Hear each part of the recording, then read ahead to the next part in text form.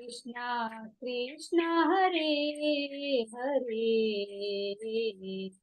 हरे राम राम राम राम हरे हरे, हरे हरे कृष्ण कृष्ण कृष्ण कृष्ण कृष्ण कृष्ण हरे हरे, हरे राम राम राम हरे हरे। हरे कृष्ण हरे हरे कृष्ण कृष्ण प्रभु हरे प्रभुजी। जी। कृष्ण। खूब खूब धन्यवाद हरे બધા જ कृष्ण। વહાલા વૈષ્ણવો, આપ સૌનું ખૂબ ખૂબ સ્વાગત છે ઇસ્કોન મેંગલુરુ શ્રી શ્રી રાધા हरे ગોવિંદ ભુલાઈ कृष्णा। તરફથી. વેલકમ. શ્રીમદ ભગવદ્ ગીતા લેવલ 1 49મી બેચ અને 11મા અધ્યાયની ચર્ચાઓમાં આપ સૌનું ખૂબ ખૂબ હાર્દિક સ્વાગત છે. જયેન્દ્ર પ્રભુ, ભાનુબેન કાવઠિયા માતાજી, વિક્રમી કૃષ્ણ પ્રભુ, ઉર્મિલા માતાજી એન્ડ તેજલ માતાજી, हरे कृष्ण प्रभुजी। માનસી માતાજી, હરે કૃષ્ણ. देन अर्चना माताजी, आरती गांधी हरे कृष्णा। माताजी, मित्रविंदा सुमुखी माताजी एंड भावना वालंबिया माताजी, डॉक्टर दीप्ति माताजी, फाल्गुनी हरे कृष्ण। भावसार माताजी, हेमंत वाडकर प्रभु, हेतल जोशी माताजी, हिरल पाठक माताजी, जिज्ञासा पित्रोड़ा माताजी, कल्पेश परमार प्रभु, ललित कुमार वेद प्रभु, अल्पेश कलोत्रा प्रभु, वेलकम. नम्रता माताजी, पारुल माताजी, कृष्ण गीजा प्रभुजी। माताजी, विक्रम भाई पंड्या प्रभुजी, जंखना बारोट माताजी, स्वाति माताजी, श्वेता वाडकर माताजी, हरे कृष्ण प्रभुजी। हरे कृष्ण. आप સૌનું ખૂબ ખૂબ हरे कृष्ण હૃદયપૂર્વકનું प्रभुजी। સ્વાગત છે. પ્રજરાની વિનીતા માતાજી, હરે કૃષ્ણ. રતિલાલ પ્રભુ, હરે हरे કૃષ્ણ. कृष्ण प्रभु जी। जगन हरे माता, कृष्ण जय श्री प्रभुजी। माताजी. परेश शाह प्रभुजी, हरे कृष्ण. हरे कृष्ण प्रभु, दंडवत प्रणाम। दंडवत हरे प्रणाम, कृष्ण वेलकम. प्रभुजी, दंडवत प्रणाम। दंडवत प्रणाम, हरे कृष्ण. खूब खूब स्वागत છે. શરૂઆત કરશું આપણે આજનો અધ્યાય. ભગવાન શ્રી શ્રી રાધા ગોવિંદજીના ચરણોમાં ખૂબ ભાવપૂર્વક પ્રેમપૂર્વકની પ્રાર્થના, મંગલાચરણ આપણે ભાવપૂર્વક ભગવાનને અર્પણ કરીશું. શરૂઆત કરીશું. ઓમ અજ્ઞાનતિમિરાન્ધસ્ય જ્ઞાનાંજનશલાકયા ચક્ષુરુન્મિલિतं येन तस्मै श्रीगुरुवे नमः. श्रीचैतन्यमनोभीष्टं स्थापितं येन भूतले स्वयं रूप कदा मह्यं ददाति स्वपदान्तिकम्. वन्देऽहं श्रीगुरो श्रीयुतापदकमलम् श्रीगुरुन् वैष्णवांश्च श्रीरूपं साग्रजातं सहगण रघुनाथान्वितं तं सजीवं साद्वैतं सावधूतं परिजनसहितं कृष्णा चैतन्यदेवं श्रीराधा कृष्ण पादान् सहगण ललिता श्रीवशङ्खान्वितांश्च हे कृष्णा करुणा सिन्धु दीनबन्धु जगत्पते गोपेश गोपिका कान्त राधा कान्त नमस्तुते तप्त काञ्चन गौरांगी श्रीराधे वृन्दावनेश्वरी वृषभानुसुते देवे प्रणमामि हरिप्रिये. वाञ्छाकल्पतरुभ्यश्च कृपा सिन्धुभ्य एव च पतितानां पावनेभ्यो वैष्णवेभ्यो नमो नमः. नमो विष्णुपादाय कृष्णप्रेष्ठाय भूतले श्रीमते भक्तिवेदान्त स्वामिनिति नामिने. नमस्ते सारस्वते देवे गौरवाणी प्रचारिणे निर्विशेषा शून्यवादी पाश्चात्यादेशतारिणे. जय श्री कृष्ण चैतन्य प्रभु नित्यानंद श्री अद्वैत गदाधर श्रीवासादि गौर भक्त वृंद. हरे कृष्णा कृष्ण कृष्ण हरे हरे હરે રામ રામ રામ હરે હરે. હરે કૃષ્ણ હરે કૃષ્ણ. હરે કૃષ્ણ. હરે કૃષ્ણ પ્રભુજી, દંડવત પ્રણામ. પ્રણામ. હરે કૃષ્ણ. વેલકમ. સ્વાગત છે હરે આપ સૌનું.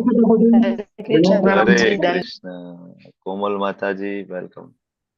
પુષ્પા વૈષ્ણવ માતાજી, જયેન્દ્ર પ્રભુ હરે કૃષ્ણ. ડોક્ટર અર્ચના ચૌહાણ માતાજી હરે કૃષ્ણ. હરે કૃષ્ણ પ્રભુજી, દંડવત પ્રણામ. આશીષ પાઠક પ્રભુ, દર્શના ભટ્ટ માતાજી વેલકમ. ખૂબ ખૂબ સ્વાગત છે આપ સૌનું ઇસ્કોન મેંગલુરુ શ્રી શ્રી રાધા ગોવિંદ મંદિર કુલાઈ તરફથી. આજે 11મા અધ્યાયની ચર્ચા આપણે કરવા જઈ રહ્યા છીએ. 10 અધ્યાયની ચર્ચા આપણે પૂર્ણ કરી ચૂક્યા છીએ. 11મો અધ્યાય વિશ્વરૂપ દર્શન, વિરાટ સ્વરૂપ ભગવાન આજે અર્જુનને બતાવવાના છે. ઓકે, તો અત્યાર સુધી 10 અધ્યાયની ચર્ચા આપણે કમ્પ્લીટ કરી છે. તો નાનું એવું રિવિઝન 5 મિનિટનું લઈ અને પછી આપણે આગળ વધશું. તો જેને જવાબ આવડે એ આંગળી ઊંચી કરે, ડિજિટલ આંગળી ઊંચી કરે, હેન્ડ રેસ કરે, જેથી આપણે ખબર પડે. પહેલા અધ્યાયથી ધીમે ધીમે શરૂઆત કરીએ તો તમે ખાલી બહુ સિમ્પલ પ્રશ્ન છે કે પહેલા અધ્યાયમાં આપણે ચર્ચા કરી હતી કે ભગવદ્ ગીતાને મુખ્ય 3 ભાગમાં વિભાજિત કરવામાં આવી છે. એ કયા 3 ભાગ છે? નવા પાર્ટિસિપન્ટ બોલે તો વધારે આનંદ થાય અને આવડતું હોય એ હાથ ઊંચો કરે. ભગવદ્ ગીતાને મુખ્ય 3 ભાગમાં વિભાજિત ક્યાં ક્યાં કરવામાં આવી છે? ક્યાંથી ક્યાં, કેટલા ચેપ્ટર?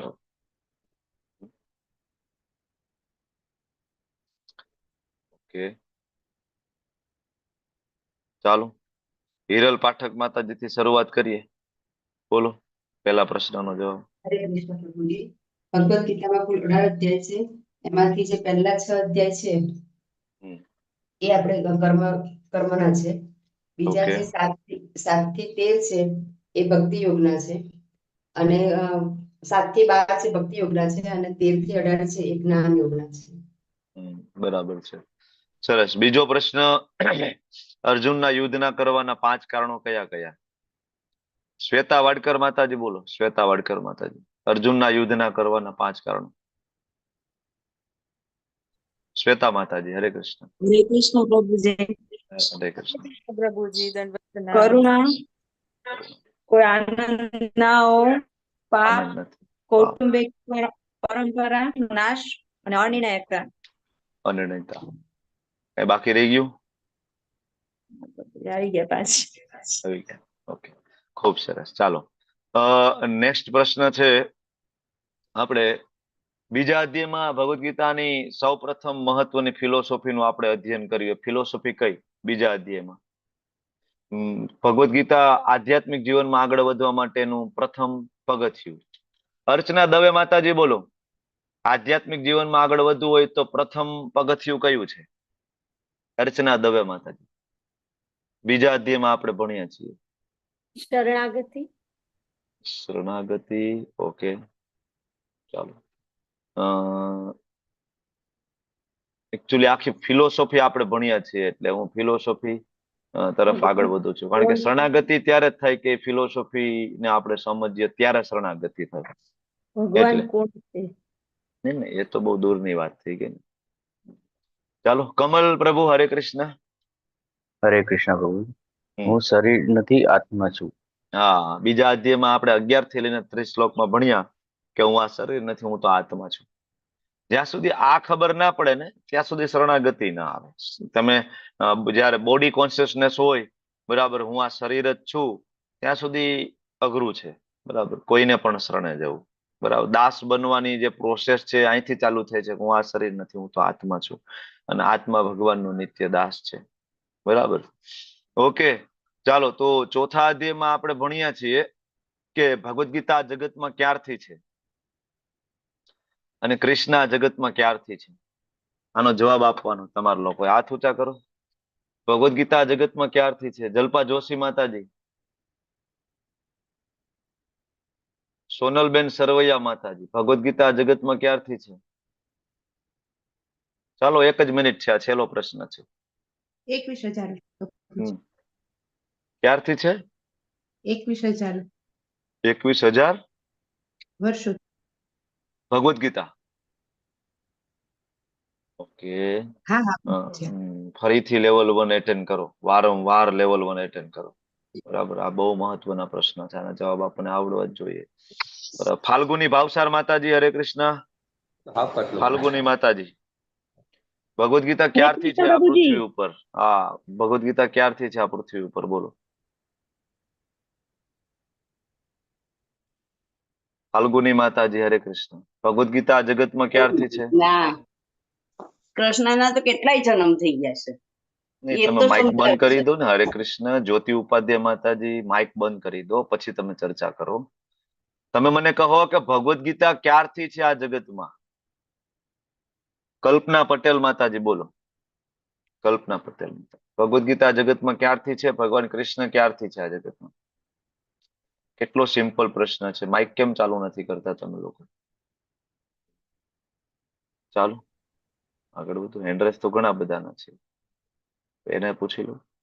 હેમંત વાડકર પ્રભુ, ભગવદ ગીતા ક્યારથી છે આ જગતમાં અને ભગવાન કૃષ્ણ? 20 લાખ વર્ષો. 20 લાખ વર્ષથી. અને ભગવાન કૃષ્ણનો જન્મ ક્યારે થયો?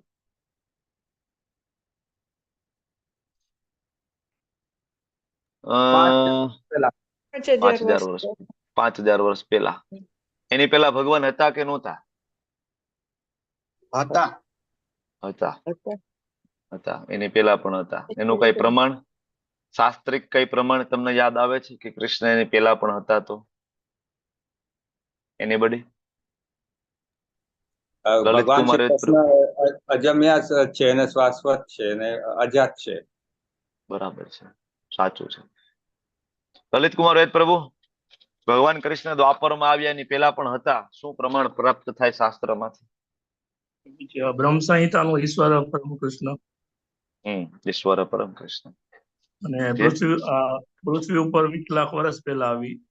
બીજી વાર અર્જુનને કીધી 5000 વર્ષ પહેલા, અને સૂર્યદેવને 12 કરોડ વર્ષ પહેલા. 12 કરોડ વર્ષ પહેલા. અર્ચના ચૌહાણ માતાજી, હરે કૃષ્ણ, બોલો.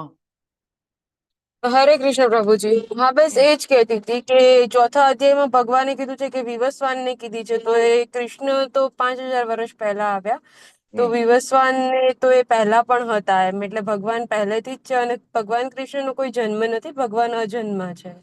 અરે બોલ, બસ આ જવાબ સાંભળો હતો કે એનો કોઈ જન્મ નથી. બરાબર, ભગવાનનો કોઈ જન્મ નથી. એટલે ગઈકાલે આપણે જે ચર્ચા છેલ્લે થતી હતી કે ભાઈ પારધીએ તીર માર્યું અને કૃષ્ણ તો એનું શરીર છૂટી ગયું, મૃત્યુ થયું. બરાબર, પણ તમે એમ કહો કે પારધીએ તીર માર્યું, કૃષ્ણનું શરીર છૂટી ગયું હોય ને કૃષ્ણનો જન્મ દ્વાપર યુગમાં હોય, તો વિવસ્વાનને જ્ઞાન આપવા કોણ ગયું હતું? બરાબર, તો પછી નારદજીએ ધ્રુવ મહારાજને ઓમ નમો ભગવતે વાસુદેવાય મંત્ર કેવી રીતના આપ્યો છે? બરાબર, આ બધા પ્રશ્ન આપણને થવા જોઈએ. બરાબર, તો પછી સતયુગ થી જગન્નાથ મંદિર જે છે, આ જગન્નાથ પુરી મંદિર છે, એમાં એકચુઅલી મંદિર સતયુગનું છે. બરાબર, તો પછી સતયુગ થી એમાં જગન્નાથ બલદેવ સુભદ્રા મૈયા કેવી રીતના બિરાજમાન થાય છે? કૃષ્ણ દ્વાપરમાં આવ્યા છે, તો એ જગન્નાથ બલદેવ સુભદ્રા ત્રણેય ભાઈ બહેન સતયુગ થી કેવી રીતના બિરાજમાન છે જગન્નાથ તરીકે, જો દ્વાપરમાં કૃષ્ણ આવ્યા છે? તો શાસ્ત્રમાં આવા અઢળક પુરાવાઓ છે, અઢળક. બરાબર, જેથી આપને ખ્યાલ આવે કે કૃષ્ણનો કોઈ જન્મ નથી. અને મૂળ સ્વરૂપે એ દ્વિભુત શ્યામ સુંદર છે. આજનો અધ્યાયમાં આવા ઘણા બધા રહસ્યને આપણે ઉજાગર કરવા જઈ રહ્યા છે. વિશ્વરૂપ દર્શન ખૂબ મહત્વનો ચેપ્ટર છે. અને છેલ્લે છેલ્લે અર્જુન સરસ મજાના પ્રશ્ન પૂછીને મહત્વનું જે રહસ્ય છે એને ઉજાગર કરે છે. વિશ્વરૂપ દર્શન, વિરાટ સ્વરૂપ.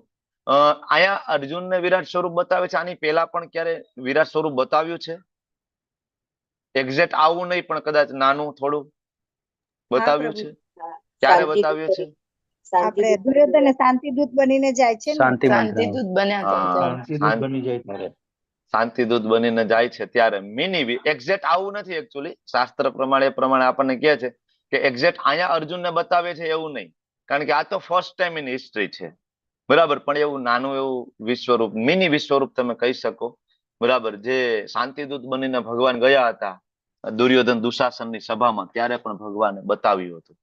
બરાબર, અને ભગવાને બ્રહ્માંડ દર્શન યશોદા માતાને કરાવ્યા હતા. આપણે લીલા આગળ લીધી હતી ને, માટી ખાધી હતી એ લીલા.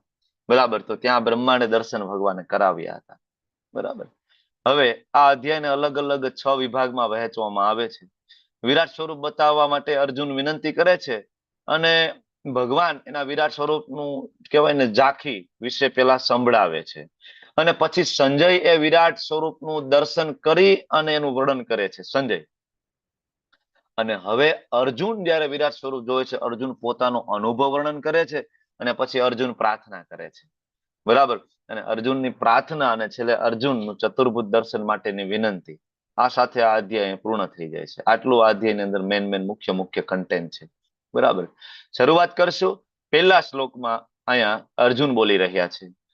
અર્જુન ઉવાચ મદનુગ્રહાય પરમં ગુહ્યમ અધ્યાત્મ સંગીતમ યત્વયોક્તમ વચસ્તેન મોહયમ વિગતો મમ. અર્જુને કહ્યું, તમે જે અત્યંત ગુહ્ય આધ્યાત્મિક વિષયો. કયા કયા ગુહ્ય? તો આપણે આગળ વાત થઈ. ગુહ્ય, ગુહ્યતર અને ગુહ્યતમ. ગુહ્ય એટલે શું? ગુહ્ય એટલે કેવું જ્ઞાન છે? બોલો. ત્રણ જ્ઞાન છે. હું કોણ છું? હું કોણ છું? હું શરીર નથી, હું આત્મા છું. બીજો અધ્યાય. ગુહ્યતર એટલે કેવું જ્ઞાન છે? ગુહ્યતર ભગવાન કોણ છે? ઈશ્વર કોણ છે? ભગવાન કોણ છે? સાતમો અધ્યાય. મત પરતરમ ન અન્યત કિંચિદ અસ્તિ ધનંજય. મારો ભગવાન સાથેનો શું સંબંધ છે? કેવી રીતના સંબંધને પાછો ડેવલપ કરી શકાય? ગુહ્યતમ. ક્યાં આપ્યું છે આ? કયા અધ્યાયમાં આવ્યું? નવમા અધ્યાયમાં. કયો શ્લોક છે ગુહ્યતમ જ્ઞાન ઉજાગર કરવા વાળો? કયો શ્લોક છે? યાદ આવે છે? હા, મનમના ભવ મદભક્તો મધ્યાજી મામ નમસ્કુરુ. બરાબર. એ શ્લોક 2 વાર રિપીટ થાય છે. એકવાર 9મા અધ્યાયમાં, એકવાર 18મા અધ્યાયમાં. કારણ કે ભગવદ ગીતાનું ઇસેન્સ છે, સાર છે, ગુહ્યતમ જ્ઞાન છે. ઓકે. તમારો માઇક બંધ કરી દેજો હવે. કોઈને બેકગ્રાઉન્ડ માઇક બંધ કરવા માટેની સેવા લેવી છે? વિડીયો બંધ કરવો, કોહોસ્ટની સેવા. Anybody ready? કોઈ હોય તો મને કહેજો, તો એનો હું બનાવું છું. બરાબર. કોહોસ્ટ. ચાલો. ઉર્મિલા માતાજી, સ્વાતિ વ્યાસ માતાજી. ઓકે, ચાલો. સ્વાતિ માતાજી, તમે પણ કોહોસ્ટ છો. બેકગ્રાઉન્ડ માઇક અને વિડીયો ચેક કરતા રહેજો અને જરૂર લાગે એવા વિડીયો માઇક બંધ કરતા રહેજો. અર્જુન મદ અનુગ્રહાય કબૂલ કરે છે. બરાબર. આભાર પ્રગટ કરે છે. ભગવાન, તમારી કૃપા થકી મને આ અત્યંત ગુહ્ય આધ્યાત્મિક વિષયોનો મને ઉદ્દેશ આપ્યો. અને ભગવાન, આ મેં સાંભળ્યું ને, બરાબર, તો મોહયમ વિગતો મમ. મારો જે મોહ છે ને, હવે દૂર થઈ ગયો છે. અર્જુનનો મોહ 11મા અધ્યાયમાં આવતા આવતા દૂર થઈ ગયો છે. બરાબર. 10મા અધ્યાયમાં તો અર્જુન એવું કહી દીધું છે કે તમે જ પરમ બ્રહ્મ છો, તમે જ નારાયણ છો. બરાબર. મતલબ આ ભગવદ ગીતા અર્જુન માટે નથી, કારણ કે હજી તો 8 અધ્યાય બાકી છે આમ જોવા જઈએ તો. અને અર્જુન તો અહીંયા જ કહી દે છે કે નહીં, મારો તો મોહ કમ્પ્લીટલી દૂર થઈ ગયો છે. આભાર પ્રગટ કરે છે ભગવાનને. આભાર પ્રગટ કરવો બહુ જરૂરી છે, આપણે શીખવાનું છે. બરાબર. આભાર, આપણે કોકને આભાર પ્રગટ કરીએ તો આપણે એને શું આપીએ? કોમ્પ્લિમેન્ટ આપીએ. એનાથી સામેવાળી વ્યક્તિને ખૂબ સારું લાગે, એને એમ થાય મારી કદર કરે છે. હૃદય વિશાળ લાગે ને. બરાબર. પપ્પા બાળક માટે ઘણું બધું કરતા હોય, પણ બાળક જયારે પપ્પાનો આભાર પ્રગટ કરે તો ગમે. બરાબર. આપણે ભગવાન પાસે નકરું માગ માગ કરીએ, પણ આપણે કોઈ દિવસ ભગવાનને આભાર પ્રગટ કર્યો છે? કોઈ દિવસ. તમે મને કહો કે તમે ઇસ્કોનમાં આવ્યા પહેલા, ગોળિયા વૈષ્ણવ પરંપરામાં આવ્યા પહેલા તમે લોકો આપણે મંદિરે જતા હતા, તો મંદિરે આપણે શેના માટે જતા હતા? મોટા ભાગે 99% લોકો શેના માટે જાય મંદિરે? બોલો. માગવા માટે. માગવા માટે. 99% લોકો છે માગવા માટે અથવા માનતા પૂરી કરવા માટે. અને બીજું કારણ છે ફરવા માટે. બરાબર. કે ભાઈ ચાલો અમે જાય છીએ વૃંદાવન. બરાબર. વૃંદાવનમાં તો 1 કલાક 2 કલાક આટો મારે, પછી આગ્રા જતા રહીએ, ત્યાં તાજમહેલમાં આખો દિવસ કાઢે, લાલ કિલ્લો જોવામાં. મૂળ હેતુ શું છે? ફરવાનું. હરિદ્વાર જાય છે નાવા. હરિદ્વાર તો ખાલી નાવાનું 2 કલાક પૂરતું હોય, પછી આગળ નીકળી જાય. બરાબર. ત્યાંથી ઋષિકેશ જાય ને. બરાબર. આ બધું મૂળ ફરવાનું છે ભાઈ. પહાડ છે, નદી છે, આનંદ આવે છે. બાકી એવું નથી કે આપણને કઈ પ્રેમ છે ગંગા માતા પ્રત્યે. બરાબર. કે આપણે એને આભાર પ્રગટ કરવા ગયા છીએ. ના ના. બરાબર. આપણામાં ભાવના જ નથી. તો આ ભાવના આપણે વિકસાવવાની છે. સરસ મજાનો પ્રસંગ છે કે ભગવાનના ધામમાં 2 લેટર બોક્સ છે, મોટા મોટા ટપાલ પેટી. બરાબર. એક લેટર બોક્સ છે ઉભરાય છે, જેની અંદર લોકો માગ કરે છે, મને આ આપી દો, મને તે આપી દો. સતત એવા લેટર એમાં પડ્યા રાખે છે, વારંવાર. અને બીજું એક લેટર બોક્સ એવું છે કે જેમાં એ આપી દીધા પછી કોઈ આભાર પ્રગટ કરે તો તો એ લેટર છે, પણ એ લેટર બોક્સ હંમેશા ખાલી છે. બરાબર. તો દિવસમાં એટલીસ્ટ 3 વાર ભગવાનનો આભાર પ્રગટ કરવો જોઈએ. મેં તમને ગઈકાલે પણ કીધું હતું કે ચેતના છે ભગવાન દ્વારા આપને આપવામાં આવે. સવારે ઉઠીએ ને તરત જ ભગવાનને આપણે યાદ કરીને આભાર પ્રગટ કરવો પડે, કારણ કે ફરીથી એક આપણને નવો ચાન્સ આપ્યો. જમતી વખતે ભગવાનનો આભાર પ્રગટ કરવો જોઈએ અને સૂતી વખતે ભગવાનનો આભાર પ્રગટ કરવો જોઈએ કે આખો દિવસ ખૂબ ચુનૌતી ભરેલો હતો ભગવાન, પણ તમારી કૃપા થકી સરસ આજનો દિવસ જતો રહ્યો. બરાબર ને? આભાર પ્રગટ કરવો જોઈએ. આપને ખબર નથી આપણા જીવનમાં આવનારી ઘણી બધી મુશ્કેલીઓ, આપણા દ્વારા થતી 1 માળા 2 માળા, આપણા દ્વારા થતી મંગલા આરતી, બરાબર, ભગવાનની સેવા, બરાબર, એના કારણે આપણા જીવનમાં ઘણી બધી મુશ્કેલીઓમાં આપણને ઓટોમેટિક ડિસ્કાઉન્ટ મળે છે માયાદેવી દ્વારા. બરાબર. એ ઘટના છે, એક ભક્ત છે ભગવાનને મળે છે કે ભગવાન તમે તો કહો છો કે હું મારા ભક્તની કે વારે આવું છું, મદદ કરું છું, પણ હું જયારે મુશ્કેલીમાં હતો ત્યારે તમે મારી મદદ કરવા માટે નહોતા આવ્યા. બરાબર. ભગવાન કે એવું કેવી રીતના બને? મારો ભક્ત મને યાદ કરે સાચા હૃદયથી અને હું ના આવ્યો હોય એવું કેવું બને? તો કે હા, આવો મારી સાથે, હું તમને બતાવું. સમુદ્ર કિનારે લઈ જાય છે ભક્ત અને ભગવાનને કહે છે, જો ભગવાન, આ મારા પગલા છે અને આ તમારા પગલા છે. આપણે બે ચાલતા ચાલતા જતા હતા અને મારા જીવનમાં મુશ્કેલી આવી તો તમે જતા રહ્યા છો, અને આ મારા એકના પગલા જો અહીં છાપ દેખાય છે. ત્યારે ભગવાન એને એમ કહે છે, બેટા એ એક પગલા જે છે ને, જે છાપ દેખાય છે એ મારા પગની છે. મેં તને ગોદમાં તેડી લીધો છે, બરાબર, તો તને તારા પગલા ક્યાંથી તને દેખાય? એટલે ઘણી વખત આવું બને જીવનમાં આવનારી ઘણી બધી મુશ્કેલીઓ જે છે, કારણ કે ભગવાનનું નામ છે ચિંતામણી છે. પદ્મપુરાણની અંદર શ્લોક છે, નામ ચિંતામણી કૃષ્ણ ચૈતન્ય રસ વિગ્રહ. બરાબર. ભગવાનનું નામ ચિંતામણી છે, અને નામ લેતા લેતા કઈક ઈચ્છા થાય તો ભગવાન એન કેન પ્રકારે પૂરી કરવા માટે યોજના બનાવતા હોય છે. બરાબર. નામ ચિંતામણી. તો ભગવાનનો આભાર પ્રગટ કરવો જોઈએ. અને આગળ અર્જુન કહે છે, હે કમળ નયન, મેં આપની પાસેથી જીવ માત્રનું ઉત્પત્તિ એટલે કે સર્જન અને લય એટલે કે વિનાશ વિશે વિસ્તારપૂર્વક સાંભળ્યું. 8મા અધ્યાયમાં એકચ્યુઅલી મિની પ્રલય મહાપ્રલય 2 આવે છે. અર્જુને 8મા અધ્યાયમાં સાંભળ્યું છે. તમારા અક્ષય મહિમાનો અનુભવ કર્યો છે. અર્જુન કહે છે, મેં અનુભવ કર્યો છે. તમે જે 10મા અધ્યાયમાં તમારો મહિમા સમજાવ્યો ને, વિભૂતિ, મેં તો એનો અનુભવ કર્યો છે. કમળ નયન, ભગવાનના ભક્તો જ્યારે પણ ભગવાનનું વર્ણન કરે છે, એનો ગુણાનુવાદ કરે છે, ત્યારે ભગવાનને અંગ ઉપાંગોને કમળ સાથે સરખાવે છે. બરાબર. હે કમલ નયન, નેત્ર કમળ, હસ્ત કમળ, મુખ કમળ, ચરણ કમળ. બરાબર. કુંતી માતા પ્રાર્થના કરે છે શ્રીમદ ભાગવતમની અંદર, નમો પંકજના ભાય, નમો પંકજ માલિને, નમો પંકજ નેત્રાય, નમસ્તે પંકજ આંઘ્રયે. સેમ ટુ સેમ 2 શબ્દથી આજ નમો પંકજ નાભાયથી જ પ્રાર્થના શરૂઆત થાય એ શિવજી દ્વારા રુદ્ર ગીતમાં. બરાબર. ત્યાં પણ શિવજી સેમ પ્રાર્થના કરે છે, કુંતી મહારાણી જેવી પ્રાર્થના છે. તો આ બહુ મહત્વની વસ્તુ છે, ભગવાનને પ્રાર્થના કરવી જોઈએ. અને કમળ સાથે શું કામ સરખાવ્યો હશે? તમે મને કહો કે અહીંયા ગુલાબ નહીં, મોગરો નહીં, ચંપો નહીં, કમળ શું કામ? ભગવાનની જયારે વર્ણન આવે તો કમળ સાથે શું કામ સરખાવવામાં આવે? હરે કૃષ્ણ પ્રભુ. હરે કૃષ્ણ. ભૌતિક વિશ્વનું નથી, જે ફૂલ છે કમળ. કેમ ખબર પડે ભૌતિક વિશ્વનું નથી? આપણે કેમ કહી શકીએ એ વસ્તુ? કારણ કે એની ઉત્પત્તિ એની પહેલા થઈ ગયેલી છે, બ્રહ્માજી પહેલા. કમળ કાદવની અંદર પણ ખૂટતું નથી. ચાલો માઇક હાથ ઊંચા કરે ને એને માઇક ચાલુ કરાવીએ. હેતલ માતાજી, ચાલો બોલો. હેતલ માતાજી, શું કહો છો તમે? હેતલ માતાજી. કમળ કાદવમાં થાય છે. બરાબર, પણ કારણ શું? કમળ કાદવમાં થાય છે તો ભગવાનના ચરણ કમળ સાથે એને શું કામ સરખાવે છે? બરાબર. તો ગુલાબ સાથે સરખાવવું જોઈએ ને. ગુલાબ કાદવમાં નથી થતું તો વધારે ગુલાબ સારું કહેવાય ને, કાદવમાં નથી થતું તો. આમ તો જવાબ આખો બોલી ગયા છે. બરાબર સાંભળો, ધ્યાનપૂર્વક સાંભળો, તમને ખ્યાલ આવશે. બરાબર. પાણીથી અલિપ્ત રહે છે, એના પર અસર થતી નથી પાણીની. ઓકે. બિંદુ એના પર રહેતા નથી પાણીના. એકચ્યુઅલી એ પણ કારણ, એક્ઝેક્ટ કારણ એ પણ નથી. ચાલો બીજું જાગૃતિ માલવિયા માતાજી બોલો, શું કામ કમળ સાથે જ સરખાવ્યું છે?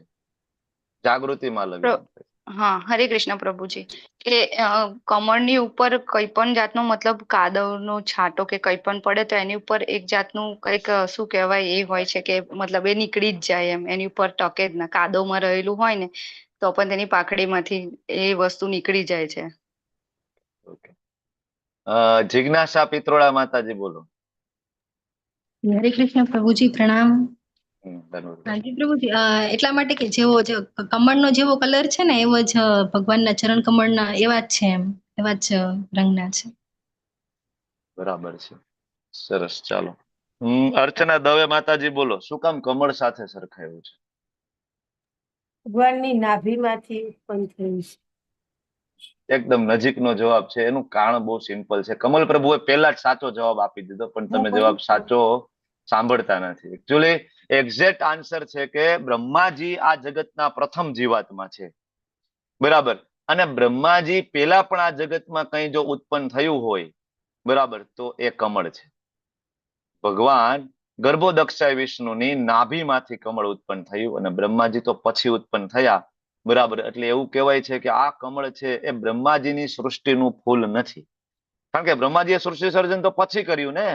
વેદોનું જ્ઞાન પછી એને આપ્યું, પછી એને 14 લોકનું નિર્માણ, અલગ અલગ ગ્રહનું નિર્માણ, 84 લાખ યોનિનું નિર્માણ, એ તો સેકન્ડરી, બરાબર. પણ પ્રાઇમરી જે સર્જન જે થયું, બરાબર, એ પ્રાઇમરી સર્જનનો ભાગ છે કમળ છે. એટલા માટે આ જગતમાં સૌથી સર્વશ્રેષ્ઠ હોય કે જેને ભગવાન સાથે સરખા, એટલે તો ભગવાન વિષ્ણુ હાથમાં કમળ ધારણ કરે છે, લક્ષ્મીજી પણ હાથમાં કમળ ધારણ કરે છે. ગુલાબ શું કામ નથી ધારણ કરતા? એટલા માટે. ગુલાબ છે બ્રહ્માજીની સૃષ્ટિ સર્જનનો ભાગ બને છે, જ્યારે કમળ છે ગર્ભોદક્ષાય વિષ્ણુ જે છે એના સર્જનનો ભાગ છે, એટલા માટે, બરાબર. હે પુરુષોત્તમ, હે પરમેશ્વર, હું આપને સ્વયં આપના જણાવ્યા પ્રમાણેના આપના વાસ્તવિક રૂપને મારી સમક્ષ જોઈ રહ્યો છું. તેમ છતાં દ્રશ્ય જગતમાં કેવી રીતના પ્રવેશ્યા છો મારે જોવું છે. હવે અર્જુન ભગવાનને વિશ્વરૂપ બતાવવા માટે, કારણ કે આગળ ભગવાને વિભૂતિ યોગમાં કહ્યું, બરાબર, કે ઋષિઓમાં હું નારદ છું, રુદ્રોમાં હું શંકર છું, હું જ વિષ્ણુ છું, હું જ આદિત્ય છું, બરાબર, હું જ વાસુકી છું, હું જ અનંત શેષ છું, હું જ યમરાજ છું, ઇન્દ્ર છું, બરાબર, નદીઓમાં હું જ ગંગા છું, બરાબર. તો ભગવાને આવું થિયરિકલી કહી દીધું સ્ટેટમેન્ટ, બરાબર. અર્જુને સાંભળી લીધું, પણ અર્જુનને ખબર હતી કે આગળ કળિયુગ આવી રહ્યો છે, અને કળિયુગમાં એવા કેટલાય પાખંડી લોકો આવશે કે ભગવાન અહીંયા કીધું છે કે નદીઓમાં હું ગંગા છું, તો આગળ ભવિષ્યમાં કોઈક એવા મૂર્ખ આવશે ને કહેશે કે આ નદીઓમાં હું ગંગા છું. કૃષ્ણએ કીધું છે ભગવદ ગીતામાં, મારે કહેવામાં શું જાય, હું કહું છું નદીઓમાં હું ગંગા છું, ઋષિઓમાં હું જ નારદ છું, પર્વતોમાં હું જ હિમાલય છું. અર્જુનને ખબર હતી કે આવા મૂર્ખાઓ પણ આવશે ભવિષ્યમાં, એટલે અર્જુન એ કહે છે પ્રભુ તમે થિયરિકલી તો કહી દીધું, પણ તમે પ્રેક્ટિકલી બતાવી પણ દો, બરાબર, કે તમે જ, બરાબર, તમારામાંથી જ શિવજી આવે છે, વિષ્ણુજી આવે છે, બ્રહ્માજી આવે છે, તમારામાંથી જ બધા દેવી દેવતાઓ, ઇન્દ્ર આદિ દેવી દેવતાઓ તો તમારામાંથી પ્રગટ થાય છે. તમે બતાવી દો, પ્રેક્ટિકલ પ્રેઝન્ટેશન આપો, બરાબર. આ અર્જુન ભગવાન પાસે માગે છે અને ભગવાનને વિનંતી કરે છે. એવું નહીં કે અધિકાર જમાવે છે. તમે ચોથો શ્લોક બરાબર વાંચો તો સરસ અર્જુન કહે છે, મન્યસે યદિ તત્ શક્યમ મયા દ્રષ્ટુમિતિ પ્રભો. હે પ્રભુ, તમને એવું લાગે છે કે હું જોઈ શકું એમ છું, મારી એ લાયકાત છે, મારી યોગ્યતા છે, એવું લાગે છે તો મને આપજો. તમને એવું લાગતું હોય તો, નહીતર નહીં. ફોર્સ નથી. સંબંધોની અંદર મોકળાશ, સ્વતંત્રતા ખૂબ જરૂરી છે, બરાબર. આપણે પણ ભગવાન પાસે માગ કરીએ, વાંધો નહીં. આપણે નવા ભક્તો હોય તો આપણે જોયું છે 7મા અધ્યાયમાં 4 પ્રકારના પુણ્યશાળી જીવો ભગવાન પાસે જાય, આર્તો, અર્થાર્થી, જિજ્ઞાસુ ને જ્ઞાની, બરાબર. માગવા જાય વાંધો નથી, ભગવાને પુણ્યશાળી જીવ કીધા છે, પણ ભગવાનને મોકળાશ આપવી કે પ્રભુ હું તો માગું છું, પણ મને આનું રિઝલ્ટની ખબર નથી, બરાબર. તો તમે જોજો કે શું મારા માટે આ ફાયદારૂપ છે, શું આ વસ્તુ પામવા માટેનો હું અધિકારી છું, તો મને આપજો, નહીતર નહીં. માગવું એ ભક્તિ નથી, હું પેલા કહી દઉં છું. છતાં પણ આપણી ચેતના એ લેવલની ના હોય અને કદાચ આપણે ભગવાન પાસે માગવા પણ જાય, માનતા બાધા રાખવા દ્વારકા જાય, વૃંદાવન જાય, વાંધો નથી, પુણ્યશાળી જીવ છે ભગવાન કહે છે, બરાબર. પણ શું માગવું, કેવી રીતના માગવું એ અર્જુન પાસેથી શીખવાનું. કે તમને એવું લાગે કે હું અધિકારી હોય તો આપજો, કારણ કે તમે તો ત્રિકાળ જ્ઞાની છો, તમને ખબર છે કે વસ્તુ મને મળ્યા પછી હું સુખી થઈશ કે દુઃખી થઈશ, બરાબર? તો હું તમને વિનંતી કરું છું, આ યોગ્ય લાગે તો આપજો. આ હંમેશા સંબંધમાં ઇન્ડિપેન્ડન્સ, મોકળાશ હોવી જોઈએ. આજના સંબંધોમાં આ વસ્તુ ધીમે ધીમે નીકળતી જાય છે, મોકળાશ, સ્વતંત્રતા નીકળી જાય છે, બરાબર? લગ્ન થાય, નવા નવા બરાબર મેરેજ થયા હોય, હું કહું એમ જ તારે કરવું પડશે, હું કહું તો જ તારે ફોન કરવાનો પિયરમાં, હું કહું ત્યારે જ જવાનું, હું કહું એમ જ કરવાનું. પતિ અને પત્ની બે બંને એકાબીજા ઉપર એટલા બધા નિયમો, બરાબર, અને એટલું બધું કહેવાય ને બાંધીને રાખે, મોકળાશ છૂટી જાય.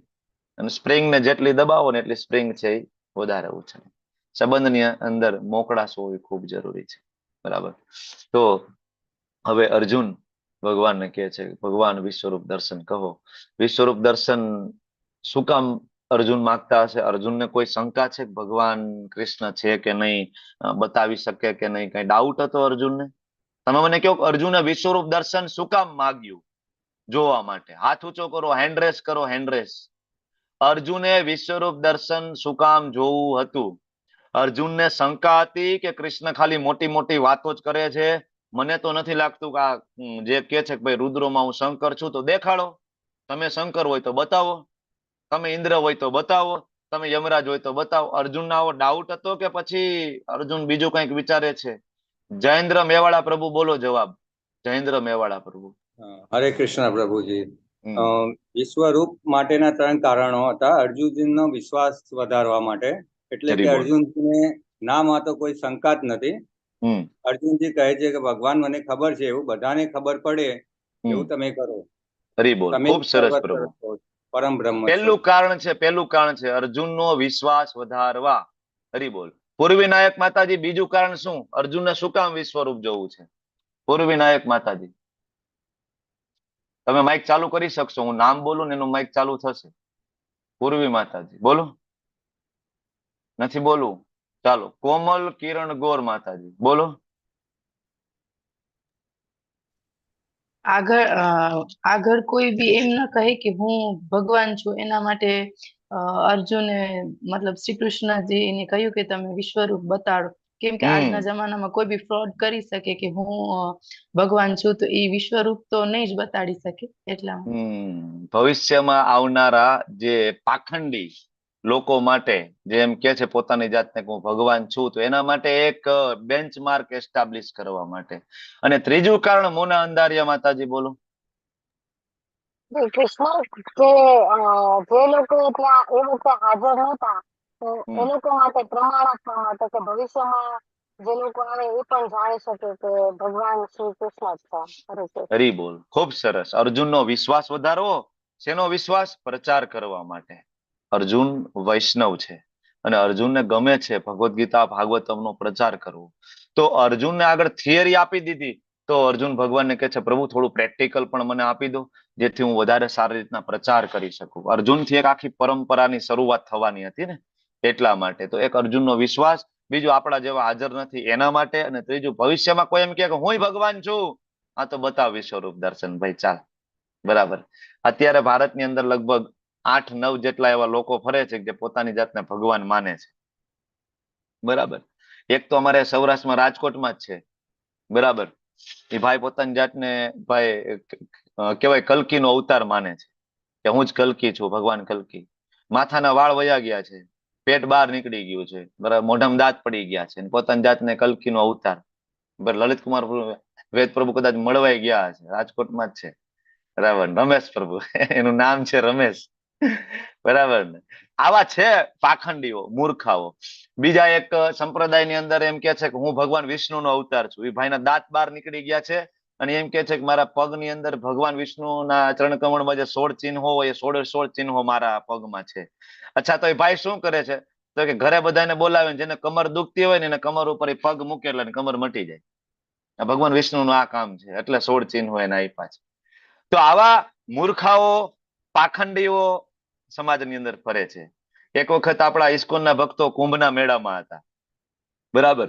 અને કુંભના મેળામાં જાહેરાત થઈ કે ભગવાન કલ્કીના અવતાર આપણા બધાની વચ્ચે પધારી રહ્યા છે.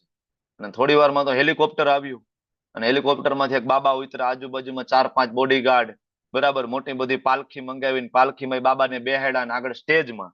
અને એ સમયે શંકરાચાર્યજી પણ સ્ટેજ ઉપર હાજર હતા, બરાબર.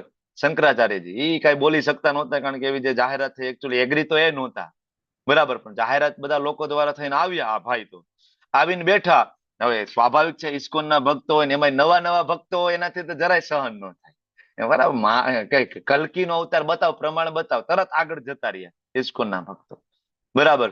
અને ચર્ચાઓ ચાલુ થઈ કે ભાઈ તમે કલ્કીના અવતાર હોય તો ભવિષ્ય પુરાણ અને ભાગવતમની અંદર બે જગ્યાએ રેફરન્સ મળે છે કે કલ્કી અવતાર તરીકે ભગવાન આવે તેના માતા પિતાનું નામ આ, એનું જન્મનું સ્થળ આ લોકેશન છે, એની સરનેમ આ છે ને એનું કુળ આ છે. તમે બોલો તમારા માતા પિતાનું નામ, તમારા જન્મનું લોકેશન, બરાબર. કલ્કી, ભગવાન કલ્કી ઘોડા ઉપર આવવાના છે, બરાબર. અને કલ્કી આવશે તો બાકીના બધા ચિરંજીવો એક સાથે ત્યારે ઉપસ્થિત થઈ જશે. તો તમારી સાથેના બાકીના બધા ચિરંજીવો ક્યાં છે? હનુમાનજી મહારાજ ક્યાં છે? ક્યાં છે કૃપાચાર્ય, અશ્વત્થામા, બધા ક્યાં? કારણ કે કલ્કી સાથે એક સાથે બધા ઉપસ્થિત થઈ જવાના છે, બરાબર. અને અસુરોનો નાશ કરવાના છે. બતાવો. અને ભગવાને વિશ્વરૂપ દર્શન બતાવ્યું હતું. કલ્કી પણ આવીને બતાવવાના છે. તમે બતાવો એ બધાની વચ્ચે. અને આ ગરમા ગરમી ચર્ચા થઈ ગઈ, બરાબર. અને ભાઈને પરસેવો વળી ગયો ભગવાન કલ્કીને સ્ટેજ ઉપર બેઠા બેઠા. અને શંકરાચાર્યજી પાછા આપણા ફેવરમાં. શંકરાચાર્ય કીધું કે ભાઈ વાત તો સાચી છે, શાસ્ત્ર પ્રમાણ તો આજ કે છે, બરાબર. કારણ કે ભવિષ્ય પુરાણ અને ભાગવતમની બે ક્લિયર કટ બરાબર લખેલું છે. તો કે ના, વાત તો સાચી છે. અને પછી શંકરાચાર્યજી પણ કીધું કે આ ભગવાન બનવાનું બધું બંધ કરો, બરાબર. અને જે કઈ કરતા હોય એ કરો. અને એમ કરીને ભાઈ ત્યાંથી ઉભા થઈ ગયા, બરાબર. અને પોતાના બોડીગાર્ડને લઈને તરત પાછા ઓન ધ સ્પોટ જતા રહ્યા. તો આવા પાખંડી લોકો પણ છે સમાજની અંદર.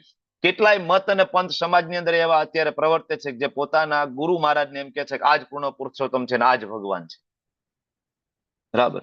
તો આ બધાને કેવું પડે કે શાસ્ત્રનો સંદર્ભ ક્યાં છે, શાસ્ત્રોનો એક્ઝેક્ટ રેફરન્સ ભવિષ્ય પુરાણ ભાગવતમની અંદર ક્યાં રેફરન્સ પ્રાપ્ત થાય છે, બરાબર. તો આ વસ્તુ છે કે ભગવાન શું કામ વિશ્વરૂપ દર્શન, બરાબર, માગે છે અર્જુન, એનું આ કારણ છે. હવે ભગવાન વિશ્વરૂપ દર્શનમાં શું શું બતાવશે એની નાની એવી ઝલક ભગવાન આપે છે અને કે છે કે પાર્થ, હવે તું મારી વિભૂતિઓને જો. આગળ વિભૂતિઓને કહી હતી. આપણે ગઈકાલે આપણે ભેદ જોયો છે શક્તિ અને શક્તિમાન વચ્ચેનું. ભગવાનની પહેલી જે શક્તિ આપણે ગઈકાલે જોઈ હતી કઈ? અહમ આત્મા ગુડાકેશ, બરાબર ને? શેની વાત હતી ત્યાં? અહમ આત્મા ગુડાકેશ. કઈ શક્તિની વાત છે? માઇક ચાલુ કરી શકાશે, તમે બોલો. કઈ શક્તિ? પરમાત્મા, આપણા હૃદયમાં રહેલા પરમાત્મા. પરમાત્મા. ઘણા બધા લોકો પરમાત્માને જ અલ્ટિમેટ સત્ય માની લે, સુપ્રીમ, બરાબર. તો એ સમજવું જોઈએ કે ભગવાનની એક વિભૂતિ છે. આ ભૌતિક જગતની અંદર ભગવાન સુચારુ રૂપે આ સૃષ્ટિનું સર્જન થાય, પાલન થાય, વિનાશ થાય, બરાબર. એટલા માટે પરમાત્મા તરીકે પોતાનો વિસ્તાર કરે છે. શિરોદક્ષા એ વિષ્ણુ, બરાબર. એ પૂર્ણ સાક્ષાત્કાર નથી, એ આંશિક સાક્ષાત્કાર છે. બ્રહ્મ, પરમાત્મા અને ભગવાન ભાગવતમની અંદર પેલા ખંડમાં જ આવે છે. બ્રહ્મેતિ પરમાત્મેતિ ભગવતીતિ શબ્દ.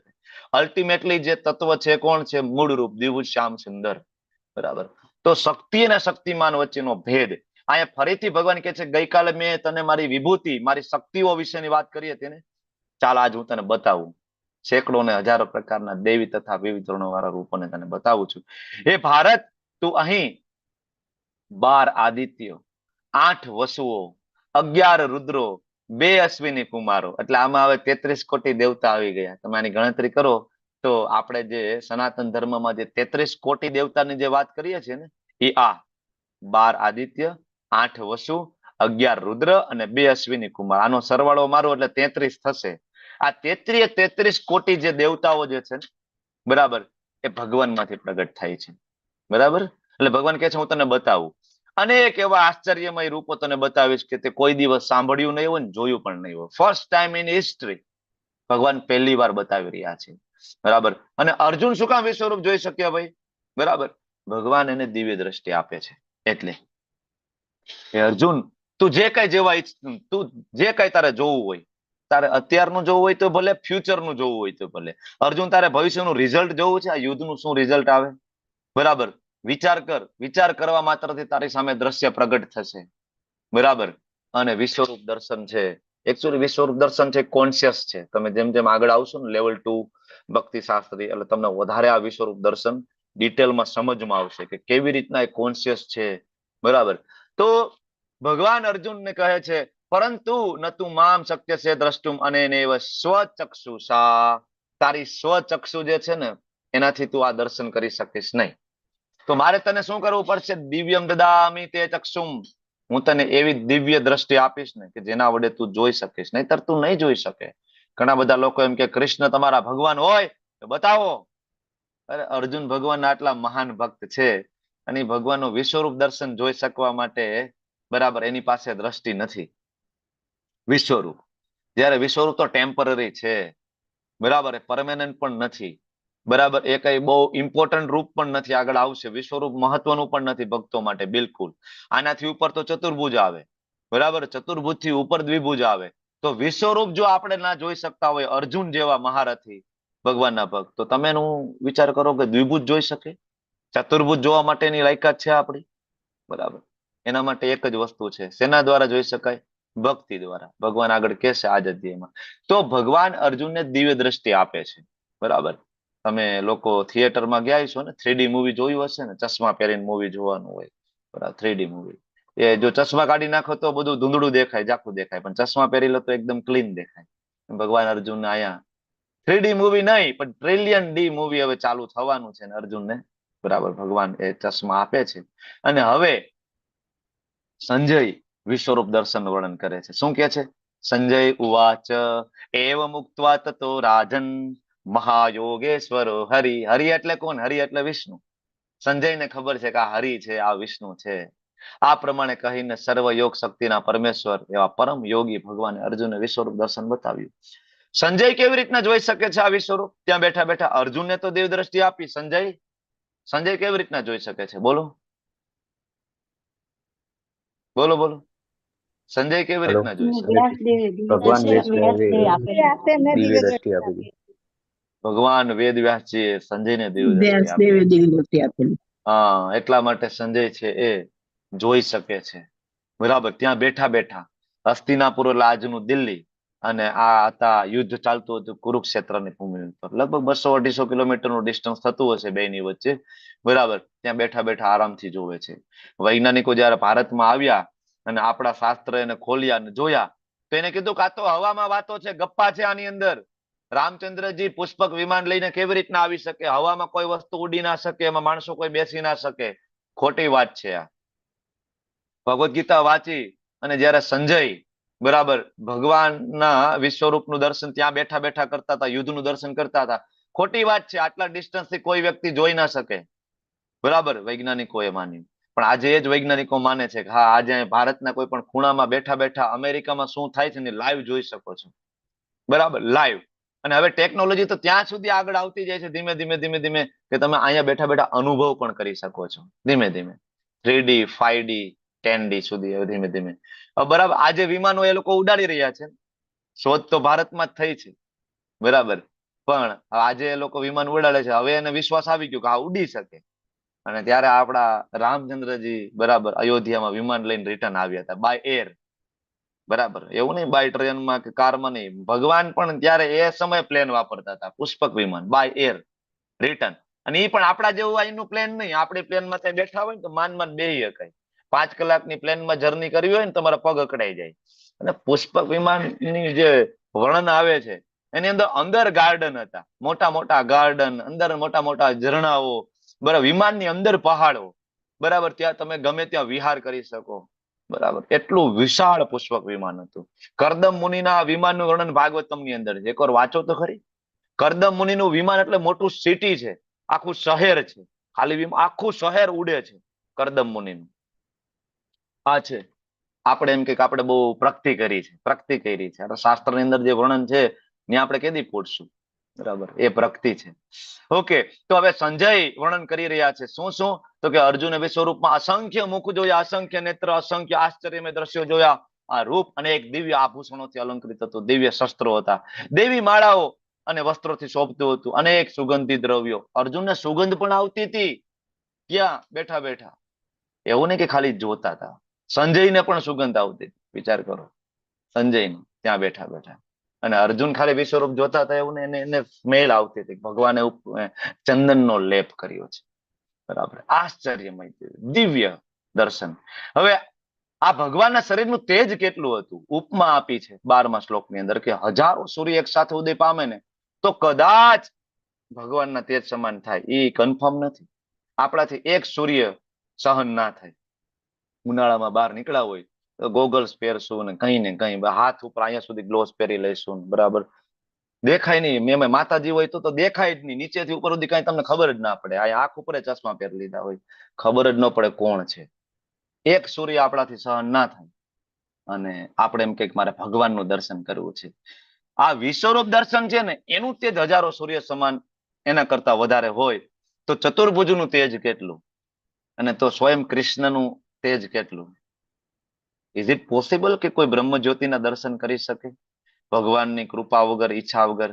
કોઈ એમ કે ના હું કૃષ્ણને નથી માનતો, અને કોઈ એમ કે હા મેં નિરાકાર બ્રહ્મ જ્યોતિના દર્શન કર્યા છે, તો ઇઝ ઇટ પોસિબલ? આના ઉપરથી ખબર પડી જાય આપણને કે આ જગતમાં કોઈ વ્યક્તિ ભગવાનની ઈચ્છા વગર બ્રહ્મ જ્યોતિના દર્શન પણ ના કરી શકે.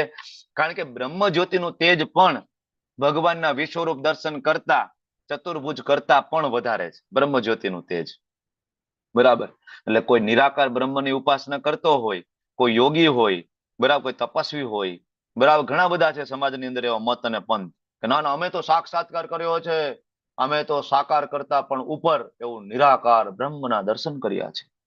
બરાબર, તો અહીંયા જોવું પડે, બરાબર, કે નિરાકારનું તેજ કેટલું હશે. ઇઝ ઇટ પોસિબલ કે કૃષ્ણની કૃપા વગર કોઈ એનું તેજ ત્યાંથી જોઈ આવે અને કૃષ્ણને માને નહીં અને બ્રહ્મ જ્યોતિના દર્શન કરી લે? જયારે બ્રહ્મ જ્યોતિનું તેજ ભગવાનના શરીરમાંથી નીકળતું તેજ છે. બ્રહ્મણો હિ પ્રતિષ્ઠા અહમ. બરાબર, બ્રહ્મ છે ભગવાનના શરીરમાંથી નીકળતું તેજ, અને બ્રહ્મ જે તેજ છે, જ્યોતિ છે, ભગવાનની વિભૂતિ છે. એ સ્વયં બ્રહ્માજી શ્રીમદ ભાગવતમની અંદર કહે છે બ્રહ્મ એટલે બીજું કાંઈ નથી, જ્યોતિ છે, ભગવાનના શરીરમાંથી નીકળતી એક શક્તિ છે. તે વખતે અર્જુને ભગવાનના વિશ્વરૂપમાં એક સ્થાનમાં રહેલા હજારો ભાગોમાં વિભક્ત બ્રહ્માંડના અનંત આવિર્ભાવો. કેટલા બ્રહ્માંડ આપણે આની પહેલા જોયું હતું, બરાબર ને? એક બ્રહ્માંડની અંદર 14 લોક અને અનંત બ્રહ્માંડો. અર્જુન અલગ અલગ અલગ બ્રહ્માંડો જોવે છે, બ્રહ્માંડની ઉત્પત્તિ જોવે છે, એનો આવિર્ભાવ એટલે ઉત્પત્તિ જોવે છે. એક બ્રહ્માંડની અંદર 14 લોકનું નિર્માણ બ્રહ્માજી કરી રહ્યા છે, અર્જુન એ પણ જોવે છે. બરાબર, એક જ જગ્યાએ ઉભા ઉભા બધા જ દર્શન કરી રહ્યા છે. ત્યારે મૂંઝાયેલા, આશ્ચર્યચકિત થયેલા તેમજ રોમાંચિત થયેલા અર્જુને પ્રણામ કરવા મસ્તક નમાવ્યું અને હાથ જોડીને સ્તુતિ કરવા લાગ્યા. કોણ સ્તુતિ ના કરે? બરાબર ને? આવું વિશ્વરૂપ દર્શન.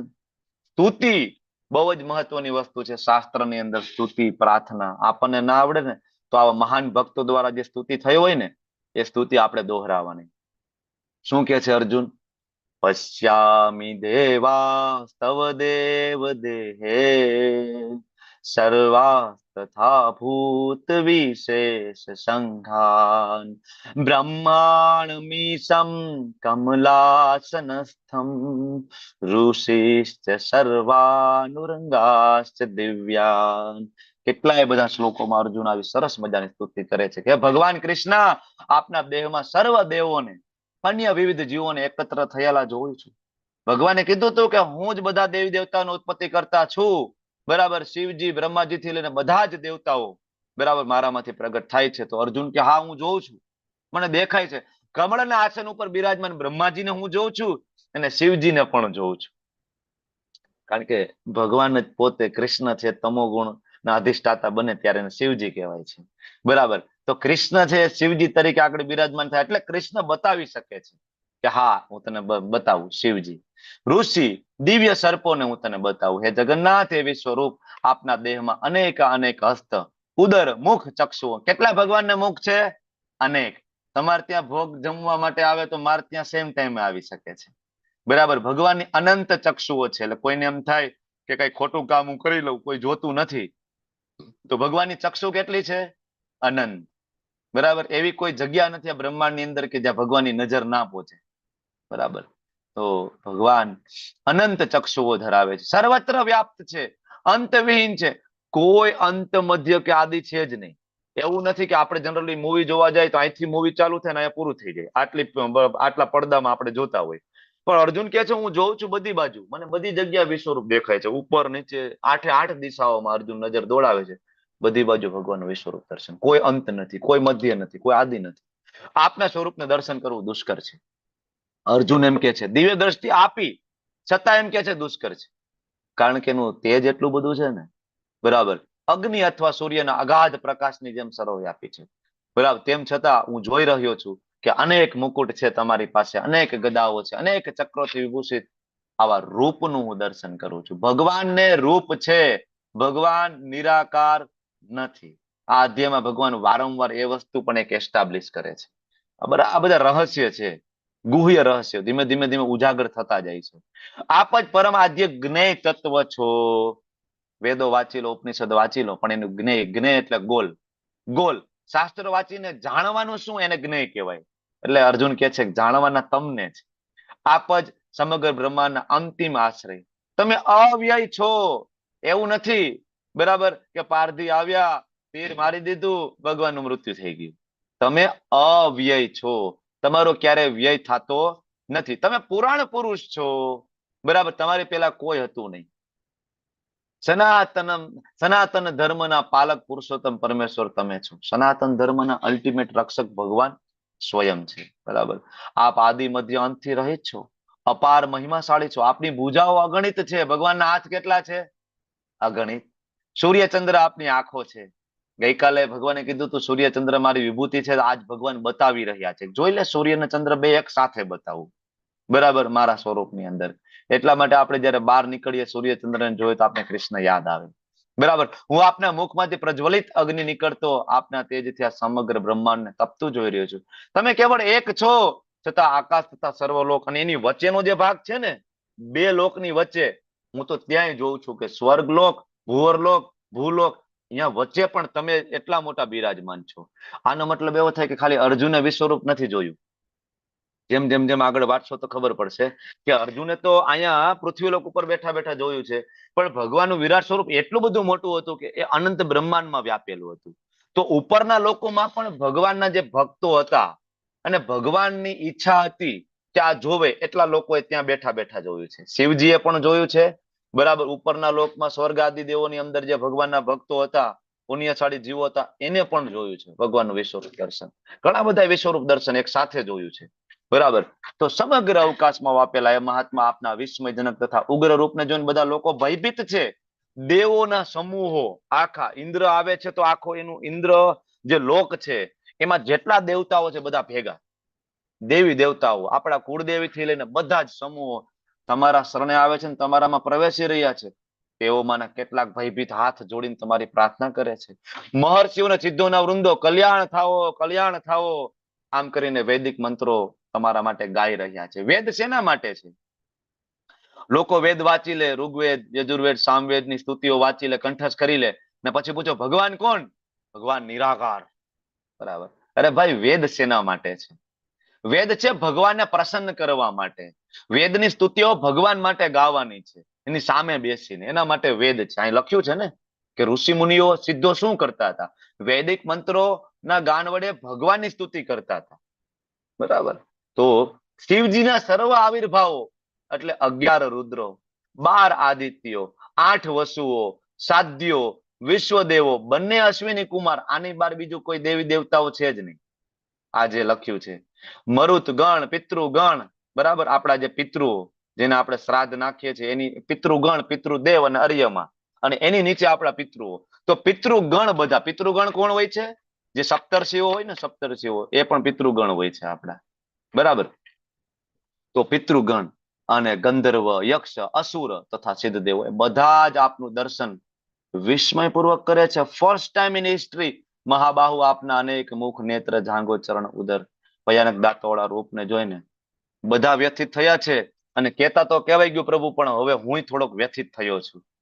વિશ્વરૂપ માગતા મંગાઈ ગયું છે, પ્રચાર કરવા માટે જોઈતું હતું, પણ પ્રભુ આ જોઈને તો મને પણ ડર લાગે છે. વિચાર કરો, અર્જુન એમ કે છે વ્યથિત થાવ છું, બરાબર. હે સર્વવ્યાપી વિષ્ણુ, ઘણા એમ કે કૃષ્ણ અને વિષ્ણુ બે જુદા જુદા છે. તો અહીંયા હવે અર્જુન સંબોધન કરે છે. સમમ ચ વિષ્ણુ ધૃતિમ ન વિંદામી, સમમ ચ વિષ્ણુ, સર્વવ્યાપી વિષ્ણુ, આકાશને સ્પર્શતા અનેક તેજસ્વી રંગથી શોભતા આપને આપના વિસ્ફારિત મુખોને, આપના જ્યોતિર્મય નેત્રોને જોતા મારું ચિત્ત ભયથી વ્યાકુળ થયું. મારા ચિત્તના ધૈર્ય કે શાંતિને હવે જાળવી શકું એમ નથી.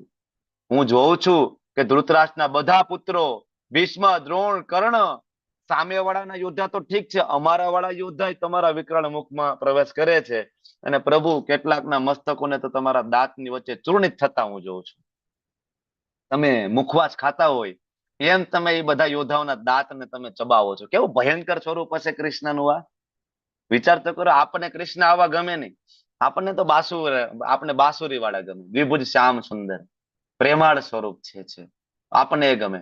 પણ અહીંયા તમે જોવો ને તો આ જે તમારી સામે ફોટો છે એમાં બાજુનો ફોટો જોવો, બરાબર, બંને આંખો ખુલ્લી છે, મોઢામાંથી આગની જ્વાળાઓ નીકળે છે. તમે જોશો તો આ બધા બરાબર અસુરો, બરાબર યોદ્ધાઓ બધા ધીમે ધીમે એના મોઢામાં પ્રવેશ કરી ઉડી ઉડીને ભગવાન બધાને ચાવી રહ્યા છે.